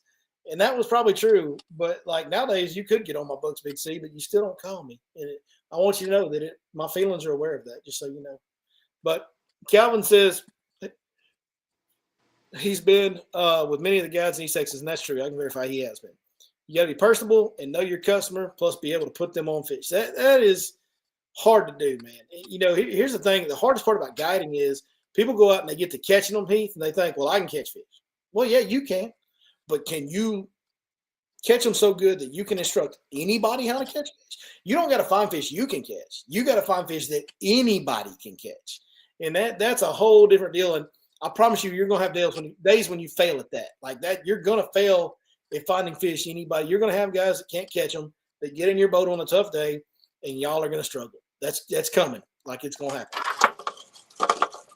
Yeah, And then Calvin added in, also be ready for a lot of competition. And if you guide on fork, be ready for a guide scene like you've never experienced before. Yeah. Yeah. If you start guiding on fork, Blake, come talk to me and I'll give you a full proper debriefing behind the scenes. Cause it ain't like nowhere else. That's for sure. We'll just say that. Who's going to win the Bassmaster Classic at Ray Bob? Isn't it in March, Heath? Do you know? It is, I believe, it's March, like late March 22nd, 23rd, So it's going to be a shallow water. Yeah. It's going to be. The Swimbait should play. If it's not way, way up in the bushes, Swimbait should play. Yeah, it's I mean, you can't bed fishing, like that's a way to catch a big one. It's going to kind of depend on the moon cycle and how all that falls. I think the full moon in March is on like the 14th, I think. somewhere in there. So, if it's within a week after that, it's probably going to be a lot of sight fishing involved. But the swim bait, yeah, no, what he's saying, that's a time of year when you can actually catch 5 on a big bait on Ray Bob. Yeah, Like I would think Zaldane's going to be all in on that deal just because that's what he does. But 100%. He's going to be all in on that deal. Lee's going to be all in on that deal. Kennedy's going to be all in on that deal. Like, there's some guys that that are not going to put a big swim bait down in that tournament. They're not. So and Ray Bob, it's kind of streaky as a swim bait lake, but it can be a really good swim bait lake. Yeah, I would think that time of year those guys can grind out 5 bites on a big bait. I would think somebody will. There's going to be guys that try it and swing and strike out, but there's going to be somebody. You hear that, Heath? You need one of those in your life. You didn't hear that open? They don't even taste good though. What doesn't taste good? Beer. The hell? I never knew you were gay. I didn't say I didn't drink whiskey. Oh, okay. Okay. I'm on call tonight, so I can't. So. Oh yeah. Good. I got you. No, if I'm gonna be partaking, it's gonna be a whiskey or a bourbon, Billy. I don't know. Well, never liked the taste of beer much. I don't know. Man, I'm not opposed to drinking whiskey now. You know that. I'm afraid, like, if we were to get together and drink whiskey, you'd be fired and I'd be in jail. Yeah. Could I arrest you and then I get fired after? Maybe, I don't know. Probably. We figure out a way. We can make big things happen. I don't doubt it. So for anybody that doesn't know, besides making these awesome baits that you're watching Heath make right now, yeah, he's a game warden. Like, he's full-time game warden. It's my other full-time job, my real full-time job, I call it. You know what cracked me up when we made that video fishing on Monticello? Like, the amount of people that were trying to tell me how I was breaking the law. We were very, yeah. I'm like, dude, I'm in the boat with the game warden that patrols that area. What are you talking about? No, we definitely made sure we were not breaking any laws that day. 100%. Because I like my job. Yeah. Doug Stubbs wants to know if you can add a magabait to his order. I tell you what, I will throw in one of the little prototypes I've got laying around. There you go, Douglas. Doug's a good dude, man. I thank the world of Doug. He's good too. Doug, he orders for me quite a bit, so he's top notch. Charlie Knoll said he's been catching them on our black and blue jig thanks to the videos, man. That's what I love to hear, dude. That's why we make them. That is why we make them. There's another thing we're going to do. Another cool thing. What's that? I've decided. For those that can come to the Fun and Sun show, and I wish I could do it for people that aren't, but we're going to do it for the Fun and Sun show. I have several people always ask me about they'd like to go fishing, go throw swim baits. So we're going to figure out a way so one person can do that. Well, it can be for 2 people. So it'll be one person and a buddy. So it'll be depending on, like, if you come to the Fun and Sun show, we're gonna have tickets at our booth. And I hadn't figured out exactly how we're gonna do it, but, like, say you spend $50, you get a ticket, and then at the end of the show, we draw a name, and whoever wins gets to go with me and a buddy, whoever they choose, to a little where place, a little secret honey hole. You talking about Chuck E. Cheese? Oh yeah. Oh my God, that's stupid. Like, that place is so crazy. Yeah, that's gonna be awesome, man. Whoever gets that deal, that's gonna be a treat for sure. That's gonna be a treat. I figured that'd be a fun way to do it. You're gonna be in the middle of absolute nowhere, like the places where all the trailer trash looks for Bigfoot and Black Panthers and stuff. Like, that's where you're going, just so you know. But it's safe. It's safe. Yeah, it's very, very safe. Very safe. But, like, you're out in the middle of absolute nowhere and you're just catching 100 donkeys a day. Like, it's wild, dude. It's absolutely wild. So Doug Stubbs wants to know when the best week in March to come for a trip. So I pulled up the cylinder tables. I was looking at them for a customer earlier today. March 14th is a full moon. So let's see. Let me get on the calendar here. See what day of the week March 14th is. March 14th is a Friday. So I would say that the time of year to come is going to be right when they're at Ray Roberts at the Bassmaster Classic. That March 20. Dude, so if the Classic's on like March 20, 21, 22, But you're saying they're going to smash, huh? there's going to be some sight fishing, dude. Like a lot of sight fishing. There's going to be a lot of bed fishing. There's going to be a lot of pairs on beds. 7 days after the full moon is usually when you see the most pairs. Like it starts at 3 days after, from 3 to 7 days after. That's when you see the most like females paired up on a bed. And it kind of peaks on that 7th day. What's the record? What's the record at Ray Bob? Like 12 something? No, it's like 15, isn't it? Yeah, Didn't one of Danny Golden's clients catching on a jerkbait? Danny caught a 15 or 16 pounder out of there like 10 years ago or something. Yeah, that's what I was thinking. Or 8 years ago, something like that. Yeah. And I think they've caught a big one out there since then too. Like it's Ray Bob. I don't know that Ray Bob has a great population of bass because it's so random when and how you catch them. But there's giants in that lake. Like there's plenty of big ones in there. Like that deal in June when they had the thunderstorm roll through the second morning and it monkeyed up the bite and all, like nobody got to see what Ray Bob's really about in that tournament. And it was hot. They caught him in between. Like there was a shad spawn deal going on, but then there wasn't a lot else going on. And those guys didn't really figure out the offshore deal. And I don't know if there's wasn't enough of them out there on the offshore deal yet, but like. Well, and the lake was like way high. And it was the end of the shad spawn too. Like the shad spawn had been going on there for over a month. Like it was kind of the tail end of that. So that wasn't at its peak. Like it wasn't a great time to go catch them on Ray Bob when they were there. Like you could see in a 3-day tournament, you could see a 90-pound winning weight. Like that's a possibility. Probably not likely. It'll probably be like 80-ish, I would think, like 75-ish, I would think. But like you could see a 90-pound winning weight on Ray Bob. Like we've all seen the tournament results from like when Texas Team Trail goes there and it takes 36 pounds to win. Or the Brandon Belt tournament where it takes 30, the 35 Bass Champs, all those tournaments, you've seen those 35-pound bags come out of Ray Bob. So they definitely live there. When was that Toyota deal that Matt Herron won out there? They did those usually in like May-ish. Because he was flipping bushes, wasn't he? Yeah, I think that was kind of similar to the Classic where it was kind of a post-spawny deal. Maybe a little bit earlier. Yeah. Yeah, he was up there just pitching and flipping bushes, And when that lake gets high, it's full of flooded stuff,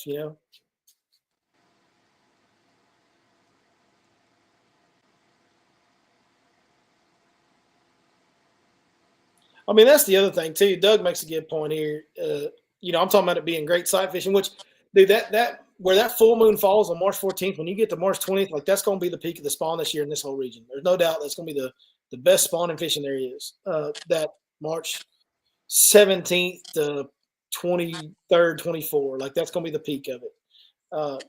But those Ray Bob fish, there's going to be plenty that are pre-spawn, that are going to be April spawners, So you're going to have, like you're talking about the swimbait bite, like you're going to have that pre-spawn gig going, and there's going to be some fish that still weigh very heavy because they're pre-spawn. Does that lake have? I've never fished it. Does it have like shoreline grass and stuff? Yeah. It'd be frog bite. It'd be a frog bite too. Yeah. Yeah, if it's warm enough. That's the other thing, too. We're talking about all this, and I'm just assuming the weather's going to do what it's done the last couple of years. There are times when they don't start spawning real good until March 20th because we stay cold. And if we get late cold spells in February and they linger on into March, those fish might not start spawning. That may be the first wave of spawners on March 20th. You see what's coming. You see what's coming, and it never freaking fails. What's coming during the Fun and Sun show? Dude, that thing is a beacon for nasty weather. It's going to be freezing. It's going to be freezing, freaking cold, which is good. Like, it's too cold to fish. Come to Tackle Show and say hi to me. Mm-hmm. Yeah. That's what Wilcox always said. It's good boat show weather. And it seems like we have that conversation every year there. Yeah. So, I saw Christy's going to be there. So, that's kind of cool. That is cool. He's someone I'd like to like to visit with a little. So. I like just watching. I don't know if you like. Of course, I grew up watching this crap, and Yeah. I'm a nerd. I could watch him throw a spinnerbait for hours. It's pretty smooth, isn't it? Like my man is slick with it. Like he don't miss a beat with that thing. No, it makes you realize how much you suck at casting when you watch him. yeah. He's just so fit. Like the bait's in the water as fast as it's out, man. It's never dry. That bait's never Like, dry, and it don't miss. Like there's a bush there. It's like, and there's no effort in his motion. Like the motion's so smooth. It's like watching King Griffey Jr. hit a baseball, dude. Like it's so much very beautiful perfection, but it's just no effort to it at all. I don't know if I should put this comment up here or not, but it's Cody Mays, so we're going to, because you know Cody Mays, Heath. I've ran into him a time or two. He wrote this just for you. You just touched a really sore subject. Really sore subject. I knew he did. That's why. Yeah. Well, I better be careful with my words. Yeah, let's let that one go. As of January 1st, I will no longer be allowed to grow a beard. So I will be. I'll be like just. I don't know. Maybe I should grow a mullet since I have to shave my beard. There's another great comment for you from one of the guys we know, Doug Renner. Yeah, that's exactly. You know what's even better? What I really like, Doug, is when people call me at like 3 a.m. and they're like, "Hey, what time is shooting like?" Not for a while. It's gonna be a minute. That doesn't happen anymore. Is like, I guess because everybody finally has smartphones and they can just pull up what time daylight is, and they can do. I'm loving the random game warden comments. Here's another one for you. Black bear in Titus County. There probably was. I didn't think so. Bears in Mount Pleasant. What the hell? Yeah, there's been some bears around, but no Black Panthers. Mm-mm. That's what you always hear. The Black Panthers. Mm-mm. Black Panthers, yeah. No, there's no Black Panthers. There are mountain lions. Remember, we actually had one get ran over by a police car in Longview on the loop a couple weeks ago. Say that again. I was reading comments. So there was a mountain lion got hit on the loop in Longview by a police car like 2 weeks ago. Kidding. Wow. Yeah. Not a black one, but mountain lion. But yeah, we always have some of these people that they swear they see Black Panthers. It's like, nah, you saw your neighbor's Labrador Retriever from 300 yards away while you had drank a little too much malt liquor and smoked a little too much. Was it good? Been hanging out with Snoop Dogg? Well, around here, you don't know if it's going to be weed or meth. But yeah. All right, Doug Renner does, for all of his goofiness and talking crazy, which we love about Doug, he has a lot of fishing knowledge in this area. He lives back in Louisiana now, but he was a hammer around here for a long time. Doug says ray bob fish live in wolf packs of big fish when they are roaming and feeding like pre-spawn. So pre-spawn ray bob fish live in small packs of bigger ones, which kind of makes sense as to what you see. Like it's all or nothing on that lake. When you see these team tournaments go out there, you'll see the winners have 35 pounds and second place has 32 pounds and then third place has like 14 pounds. So it's like the guys that find the little groups, they whack them and everybody else just kind of grinds. So see, old Doug, he used to catch them really good because he was a fireman. He didn't work very often, you know. He just fished all the time. Yeah. How them firemen are, they just work like one day a week. Yeah, even when they're working, most of the time they're just in there playing with their buddies. Cooking. They cook too. But no, actually, we love firemen. Yeah, we do. We love to give them a hard time. Is there a slot limit on ray bob, Heath? Do you know? I think there is. Didn't there used to be? Or? That you get me lying if I. Not really sure. if there is or there was, I don't remember. But they were weighing fish in at the Classic. I'm pretty sure they were bringing all 5 to the scales at the Classic. So there may be some unique limits on Ray Bob, but I don't remember. I'm trying to remember. Did they bring all 5 or did they weigh some at the? Man, I thought they brought all 5 from what I can remember being down there by the stage. I can't remember. We were down there. I was sitting there next to you, but I've slept since then. Yeah. Yeah.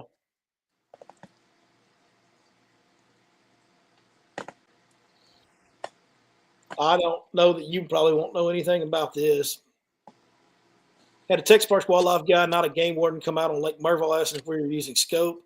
And other questions, are they starting to monitor it? Do you know anything about that? From what I understand, I gotta get the light right so I can see this little spot. From what I understand, they are doing doing some surveys just to see if there is an actual impact that live scope is having on the lakes. So, like I said, that's going to be one of our biologists more than likely. They will also go around and do stuff like krill surveys, where they ask you, how many hours did you fish today? How many fish did you catch? I was going to say, I've had them do that to me before several times in different places, like asking you about your fishing results and things like that. So definitely am aware that they do that. And I think this is probably just an extension of those krill surveys, I would imagine.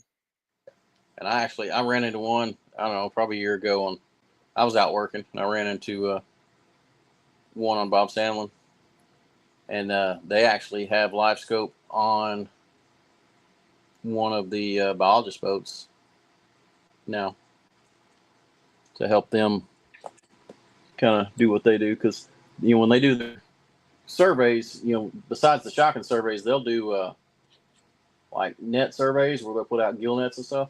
So I guess they use that to kind of help figure out where to put stuff. So yeah, just get a state. Well, those biologists need to know kind of what the state of the fishery is before they make different decisions on it. And it was also helping him tune his glide bait that he had with him too. So. That's right.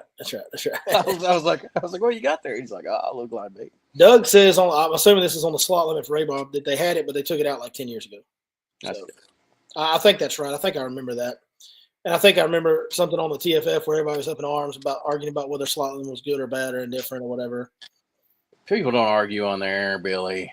Huh? People don't argue on there. On TFF, they don't argue. That's all they do. That's all they do. I'm surprised your computer even lets you log in on there. I thought you were like banned. Oh, I haven't been on TFF in years. Yeah, no, I got permanently banned from there a long time ago. Yeah, long time ago. Do you know why I got banned? Did I ever tell you? I don't know, but it's been so long. You remember Rob Lay? I do. Okay. So Rob Lay had a Ferrari for him. Rob Lay he was a successful guy. Wasn't he the dude that would like fly to the opens and like fish co-angler? Yeah. He was a successful guy. We'll just say that. But he owned a Ferrari forum. And this was back before, when social media wasn't as big, these forums were a big deal.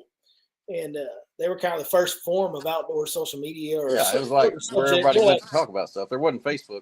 Yeah, it was like Facebook group pages before you had Facebook is what it was, basically. It's like if you're in a bass fishing, go to Texas Fishing Forum or BBC, whatever. And hey, careful.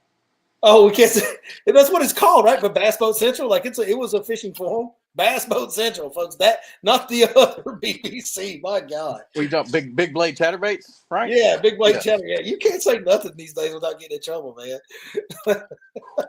But so, anyways, Rob decided he was going to try his hand in an outdoors forum, and he actually paid me a little bit to put some. Like he had a professionally edited little video clip that went in the beginning of my videos for his forum. And at that time, I wasn't even thinking about this, but like I was posting videos on TFF. And I posted a video that had that in there. And they permanently banned me, bro, for that. Not for anything I said or did to anybody. Like I never got out of line on there. Nothing. Like they literally just permanently banned me because I put a competing site's video on there. There was no, and like if you read in their rules, it's like you get a warning, you get a 3-day suspension, you get a 2-week suspension, and then they can permanently ban you. I got none of that. Straight boot.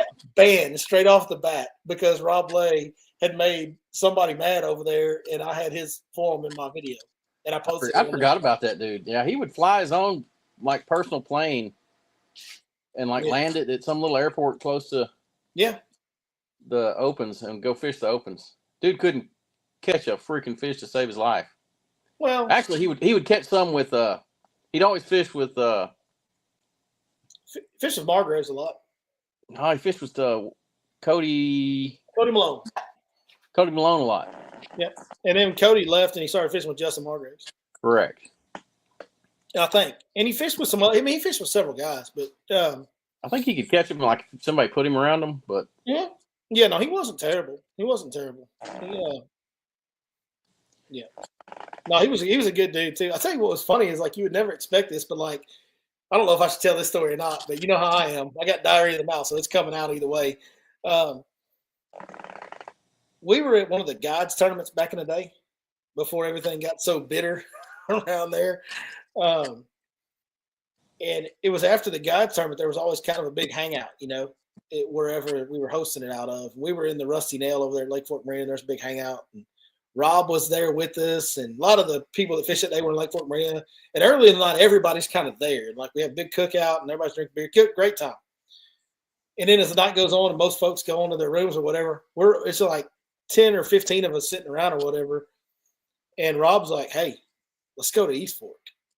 This is Rob Lay, dude. Like this dude's like. He has a Ferrari for him. He owns his own plane that he flies. Like, this is not the guy that you expect at 11 o'clock at night to go, "Hey, who wants to go to East Fork?" If you don't know, East Fork, especially back then, was kind of I'm about saying it like it's a classy establishment compared to what it was back then. Yeah, now, yeah, absolutely. Back then, it was kind of rough. like, and it's a bunch of fishing dudes like from the woods of East Texas. So you know what our answer was. Hell yeah.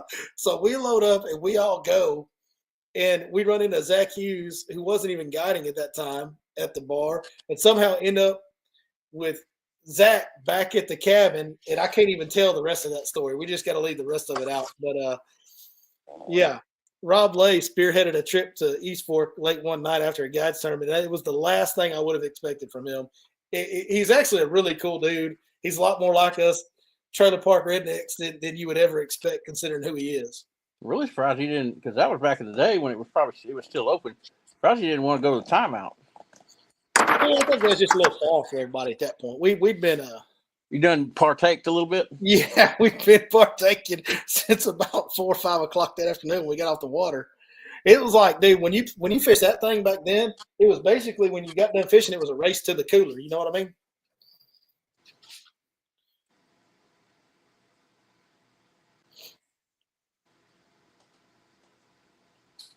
Which bait have you been working on, Heath? Somebody asked that.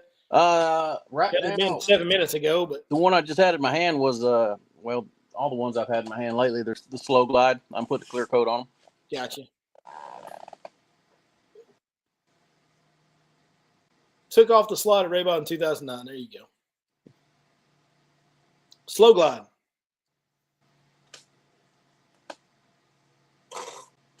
I wonder what San Jose's are doing in the off season. I need them to come make baits. Yeah. Look at this comment. You hear it? Dude, this old chair's had it. Yeah. This is the old paint booth chair. It got retired, and now it's the sit over here at the clear coat rack chair. Now. Yeah, this one would definitely not be a good deer stand chair. Be too loud.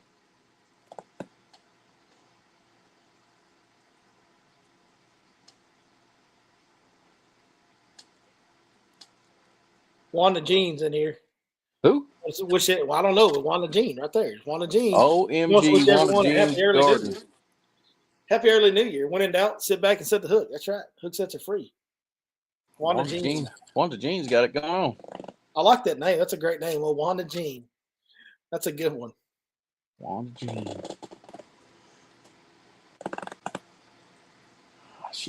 She She might have taught me in Sunday school when I was little. Doug. Hey, here's how I know I'm in good company being banned from TFF. Doug's been on the TFF hit list for 15 plus years. Dude, bro, the TFF is like, we could tell stories about that all night too. I think I still have screenshots. So when I first like came out with a map chip, before we even had the app, when I came out with a map chip with fishing spots on it, you would have thought, you remember this. You remember this. I know you do because we talked about it when it happened. You'd have thought that I just set a bomb off in every one of their driveways, dude. No comment. Huh? No comment. Yeah, you were the devil there for a little while. Dude, it was wild. Some of the stuff that was said and about me. It's like that episode of South Park. They took our jobs. Yeah. It's like, bro, all I did was share some fishing spots. Like, what are we talking about here? Like, that's literally what people pay me to do as a guide. They were convinced that nobody was ever going to hire a guide anymore. They were just going to. Yeah. Half the people that hire you as a fishing guide are just hiring it to get a couple spots that they'll go fish for the next 10 years. Like, no, they were like, this YouTube is crazy. Everybody's just going to watch YouTube and learn and go, and they're not going to hire anybody anymore. Which was wrong. Yeah. There's probably twice as many guides now as there were then. There's no doubt, man. There's no doubt. Well, I mean, I get it. It's such a I don't know how to say this. It is. There's a lot of mystery in the business. Like, and it's uncertain. Like, there's not a lot of job security. Like, you can be established and be good, and it can go away, like, pretty quick. So I get the fear factor of it. Like, those guys are scared it's going to go away, but I think so many of them are they're on the water so much that they can't see the big picture of the real world. And they're all in their own little world, isolated on that lake most of the time. They spend so many hours out there, and it's just like, they get up in arms. And, this is a factor of it too. Like, there ain't a lot of education running around out there. Like, there's not a lot of highly educated people that have been out in the real world and had real business accomplishments and kind of understand how things work. Like, that's part of it too. And I'm not saying that to call them stupid. They're not stupid. They just don't have some of the business experience to understand some of the big business aspects of how to market something correctly and how business, how it's going to affect one end of a business will affect another. It's not going to kill it. If anything, it's going to help it grow. Like, the more people that subscribe to an app for Lake Fork and get excited about fishing Lake Fork, that's better for the brand. Because even if that guy never hires a guide, if he's showing his buddies pictures of Lake Fork bass, his buddies are going to hire a guide. Like, just growing the brand is what you want to do. And they don't understand. They don't understand. Well, a lot of those guys they're starting to kind of phase out anyway and retire. But there's still some that, like, there's some guys that are, for the most part. Well, some of those guys that were my biggest, like, issues, there's a few still around, but some of them, like, their business has gone away. They're gone. And maybe looking back, I kind of understand why they were so mad. They were struggling, dude. Like, they were dying. No, you got to have, like, there's still a handful of the old timers, and what they do.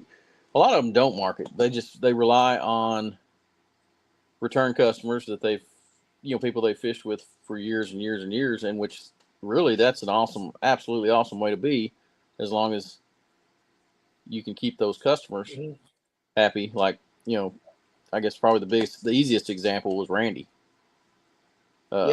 You never see him advertise anything.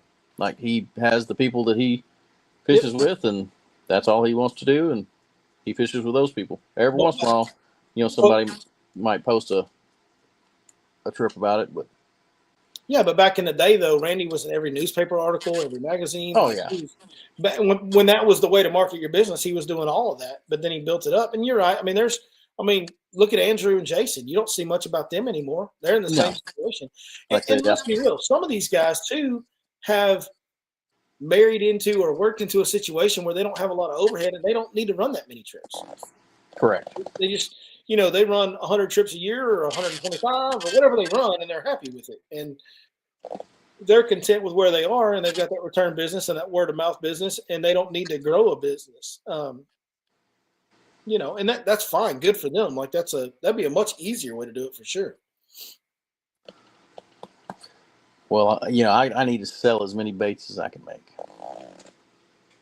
That's my business model. Yeah. Like sell as many as I can make.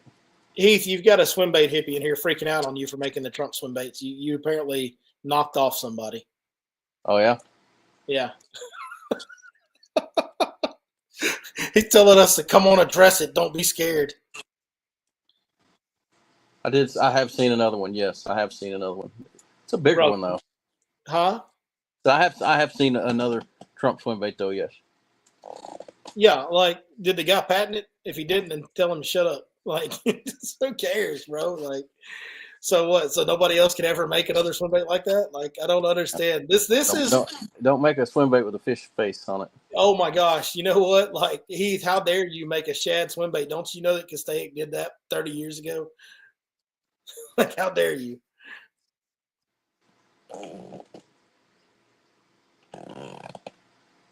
Okay, here we go.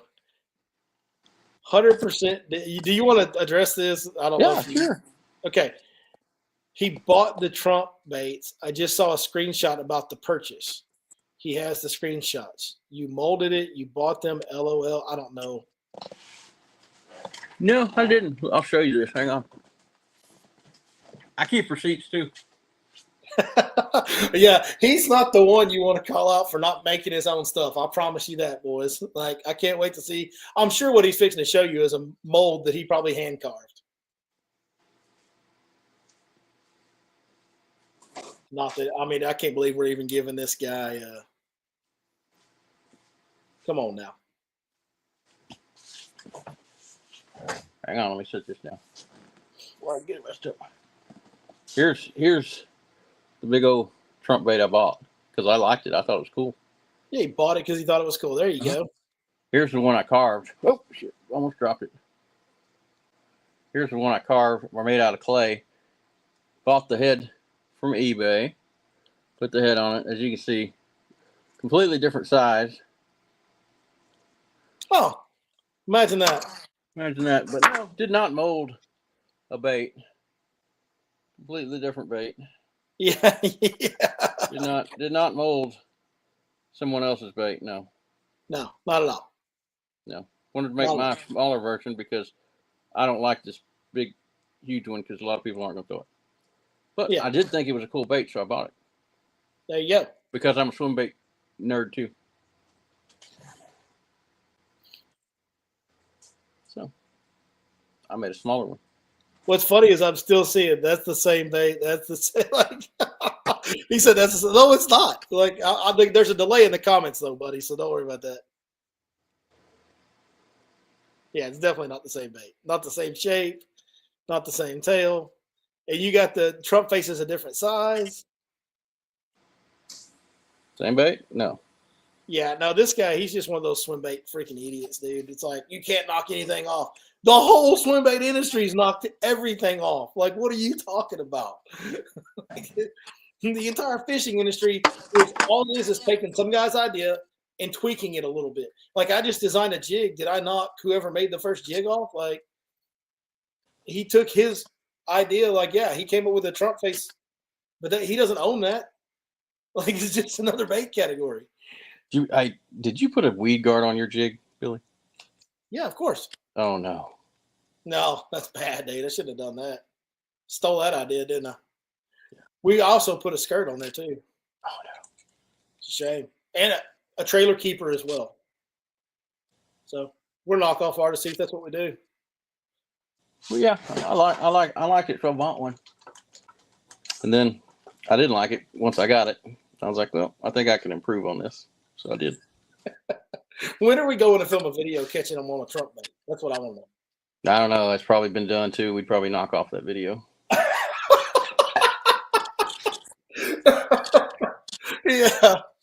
Yeah, that's definitely been done. Oh my gosh. Dude, some of these swim bait people are something else, man. Dude, there's a reason like that Swimbait, a lot of that Swimbait stuff on Facebook, those groups. Wild. I like a lot of the guys on there. I can remember when I posted years ago, it was kind of the same deal. Like I hand carved a bait, made it, molded it, posted it on there. This is 10 years ago. Looked nothing like a rising sun. And everybody said that I'd molded a rising sun. I was like, no. You've never made anything that looks like a rising sun. But they, in pictures, they were convinced that that's what it was. I remember that they used to say the Convict was a rising sun knockoff, and it's like they're not the same at all. No, the Convict was actually It was a mold that I bought commercially back before I started making my own molds. But the Convict was a lure craft mold, actually. It was not taking another bait and making it. It was a lure craft mold. Because back when I very first started pouring baits, I had some lure craft molds. And that's what I made them out of. But now, like all these shads and everything, they're all my own designs.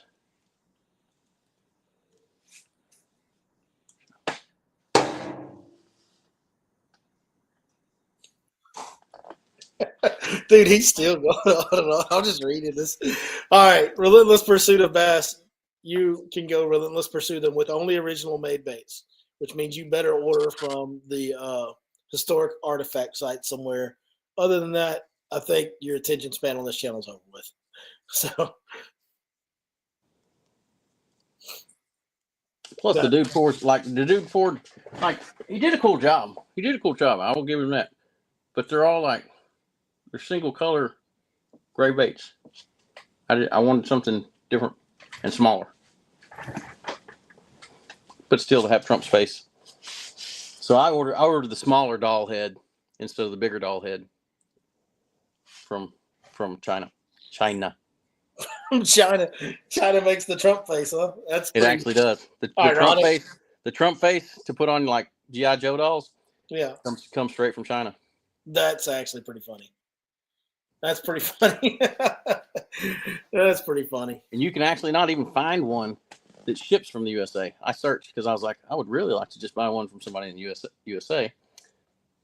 Could not find one. Had to come from China. So if you get a Trump face for your G.I. Joe, it has to come from China. Somebody's already found him. Said, I bet he's just mad. Look, somebody already found where he's from. Look at this. I bet he's just mad he's not catching anything like Medina or a Canyon or other BS lakes in San Antonio. Choke Canyon's drying up, so he's angry. How does he know where he lives? I don't get it. Somebody's stalking him. This guy's from Lake of the Pines. He found that out quick. Hey, I will say this: these days, with all the stuff that's online on social media and all that, we all have the same names on our profile. You better be careful who you make mad online because they can find you. Like, you don't believe me? Ask my wife. If I want to find somebody, she will find anybody on Facebook in about 5.2 seconds. Like, it is wild how she can find people on there. Yeah, I worked with a guy down on the border one night, and I think I was talking about people, and dude, he was that way. I guess I don't know how to search as well as him, but like he could just randomly find, like we'd pull up somebody just that we remembered from school back in the day or something. 10 seconds. He's got them like where they live. Yeah. I'm like, holy crap. So, but yeah.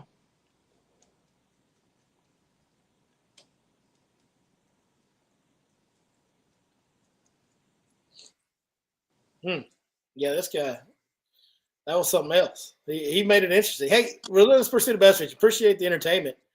2 hours. See, I'll have to go back and read all the comments because I can't even see the comments. They're not much worth reading, but you can. Oh, hang on. Where'd it go? Did you see it for a second? There. Hang on, maybe. Oh, I see Doug talking about a timeout from lap dance. I don't know who Wanda Gene may be 75, dude. I don't want to say nothing like that about Wanda Gene. I'll see Doug making crazy comments in there. I'm just a little nervous to bring that to the public's attention.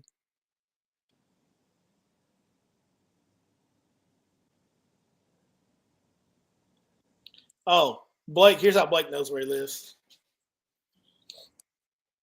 Blake used to live down there. He said he refused to give any info on community ponds to fish. And he had a short-lived following, apparently. I don't know. The guy could have 1 million subscribers for all I know. I don't have any idea. Never heard of her.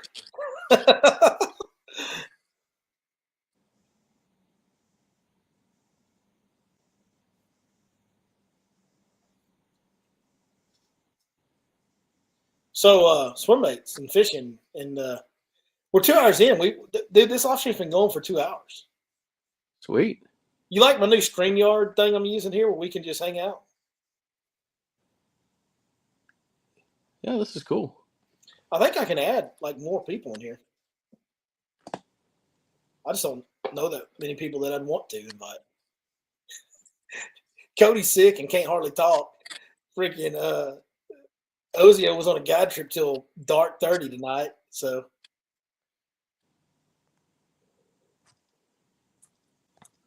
Tony Maynard. Here we go. The TFF's catching strays in here, bud.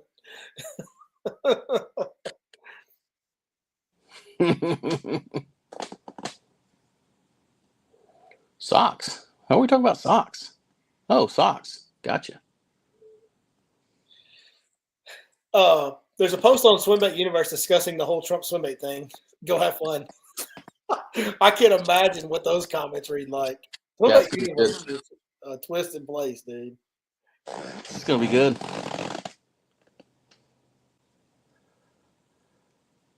It's going over great on Swim. Apparently, you're getting hammered on Swimbait Universe. I don't know. Doesn't that bother you so much? Oh yeah. Is it ruining your night? Terribly. I promise you, like the most of my customers probably don't know what Swimbait Universe is. That's right. It don't care. If they do know, they don't care about it. Like I like Swimbait Universe. There's a lot of cool stuff on there, but most of my base customers, like I'm not part of. I'm not exactly part of that crowd, I guess you'd say. No. Well, I've always said you're the only like pretty much all swimbait guy that I know that's like normal. Like there's a few. There's several of them that are good dudes. There's several of them that are good dudes. Buka's just a normal redneck guy. There's several of them that are good dudes, and that like even of like the ones that are just like the buyers, the consumers. There's several of them that I know that are good people, and I like them. No, there's a bunch. But they're all different. Like every one of those really good dudes. Like I'm not like a wear black tatted like that swimbait crowd. Like I don't have nothing against anybody like that, but I'm just a regular dude that thought it would be funny to make a Trump swim bait and sell some at Fun and Son. And then make these too. I can promise you that these were not molded out of another bait either. I'm sure they look like somebody else's enough for somebody to say something though. Pretty close. Maze says the fact that he said LOL bet. Apparently one of his comments says LOL bet. Maze is saying he's a kid. He's got to be a kid. He's probably not a kid, dude. I'm just telling you, those swimbait dudes are weird. They're different. Like they want to say the hip things. They want to wear their flat brim hats and wear their cool clothes and fish their urban ponds with their big baits and like, oh my gosh, they're just different, dude. They're just different. Just a different world altogether. No, they're good dudes, but it's like when they had that gathering at Fork. Yep. Doug's asking if we went there. Well, not only did we go there, me and Heath actually did a seminar on the dock there. Yeah. But like, everybody's there for some $300 baits that they can turn around and resell. Yeah.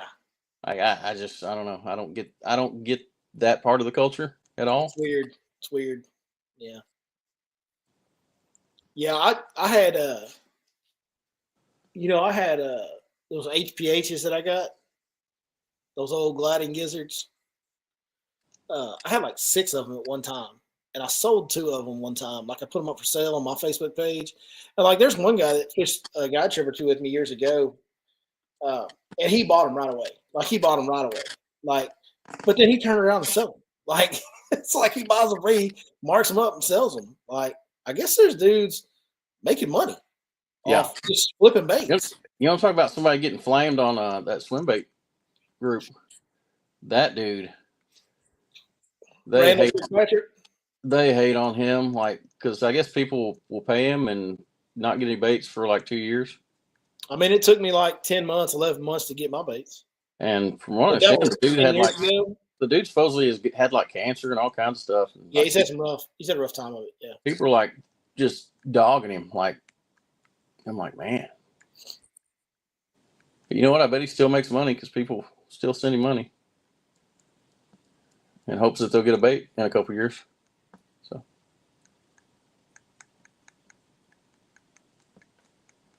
this is funny. It's hilarious that this guy is like, he's still going, bro. He's still going. so he's big man. He's still going. He's talking about how he's just, saying that that's the furthest from who he is. He's just a good old redneck with some integrity. And what the funny part about that is he doesn't know either one of us from Adam. And I know he doesn't know you. And you might be the dude with the more integrity than anybody I've ever met. And bro, I was in the Marine Corps where like integrity is preached every day. And you might have the most integrity of any person I've ever met. And this guy's saying you don't have integrity. It's over a novelty, not even a serious. Yeah, but it's novelty bait design. It's something cute. It's not like we're rocking the industry of Swimbait, the Swimbait stratosphere. It's like it's a joke to make a bait that looks like Donald Trump because I thought it would be funny. Yeah, it's just a novelty thing, dude. It's funny. Like most of the people that are going to buy one aren't even going to throw it. Like it's a cute thing to do. Yeah. But yeah. Okay. I guess that is just the price we pay for having you working on swim baits while we're on this live stream. Like it's going to attract some of that. Hey, it's okay. He's big mad. That's fine. Like it's like I said, it's a novelty, fun item that I thought would be fun and cute to bring to the tackle show that happens like a week before inauguration. Thought it'd be cute. We have a suggestion for your trump bait. What's that? I'll put it up there. Real gold hair. See that? That would get time consuming. That sounds real time consuming. Put some gold hair in it. Here's a legit swim bait question for you, Heath. Very good. Very good question. And I've got a swim bait. Well, if you're talking hard baits, I've got a swim bait in my left hand right here. Okay, see how we have the joint here and another joint here. So that's a 3-piece. So this would be classified as a hard swim bait. This one only has one joint, so it would be classified as a glide bait. So that's the biggest difference, because in the way you work it is also a big difference. These glide baits are more often with a real bump, real pause to make it go out back and forth, to where jointed swim baits are usually just reeled and stopped, and they swim at a lot tighter, just a wiggle. So that's your biggest differences between swim baits and glide baits.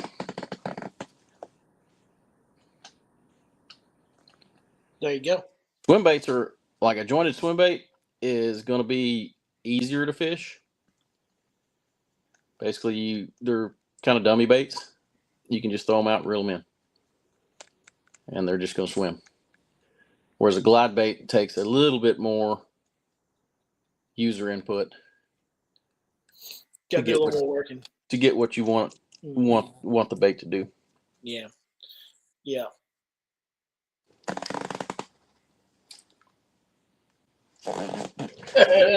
This is a funny one. I know you'll like this one.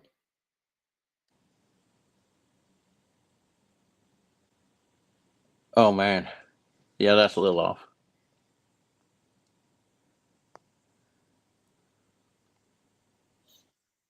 Yeah.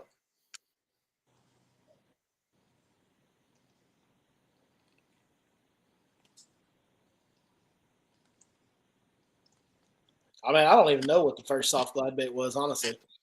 I don't know. I guess everybody should go after Phony Frogs is making a soft glide bait. I think everybody's gonna like it, but you know, is he knocking off the idea of a soft glide bait though?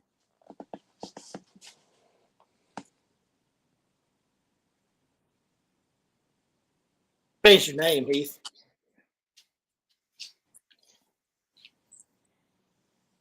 Can you see your name on the screen? Do what now? Can you see your name on the screen in the bottom? Uh, I changed it. Swimbait Universe #1 celebrity. Nice.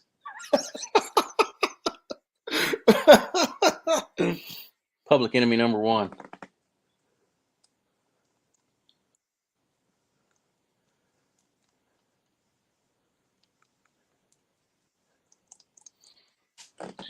Well, I don't know what else to talk about now. I mean, you got plenty of time because you're just sitting there working on baits while we talk. So this works out pretty good for you. Yeah, I'll be doing this for most of the night. We're gonna have to include you on some more of these going forward. Yeah, evidently they get fun. Yeah. People get mad. You just keep holding swim baits up, and we'll let the comment argues lead our discussion.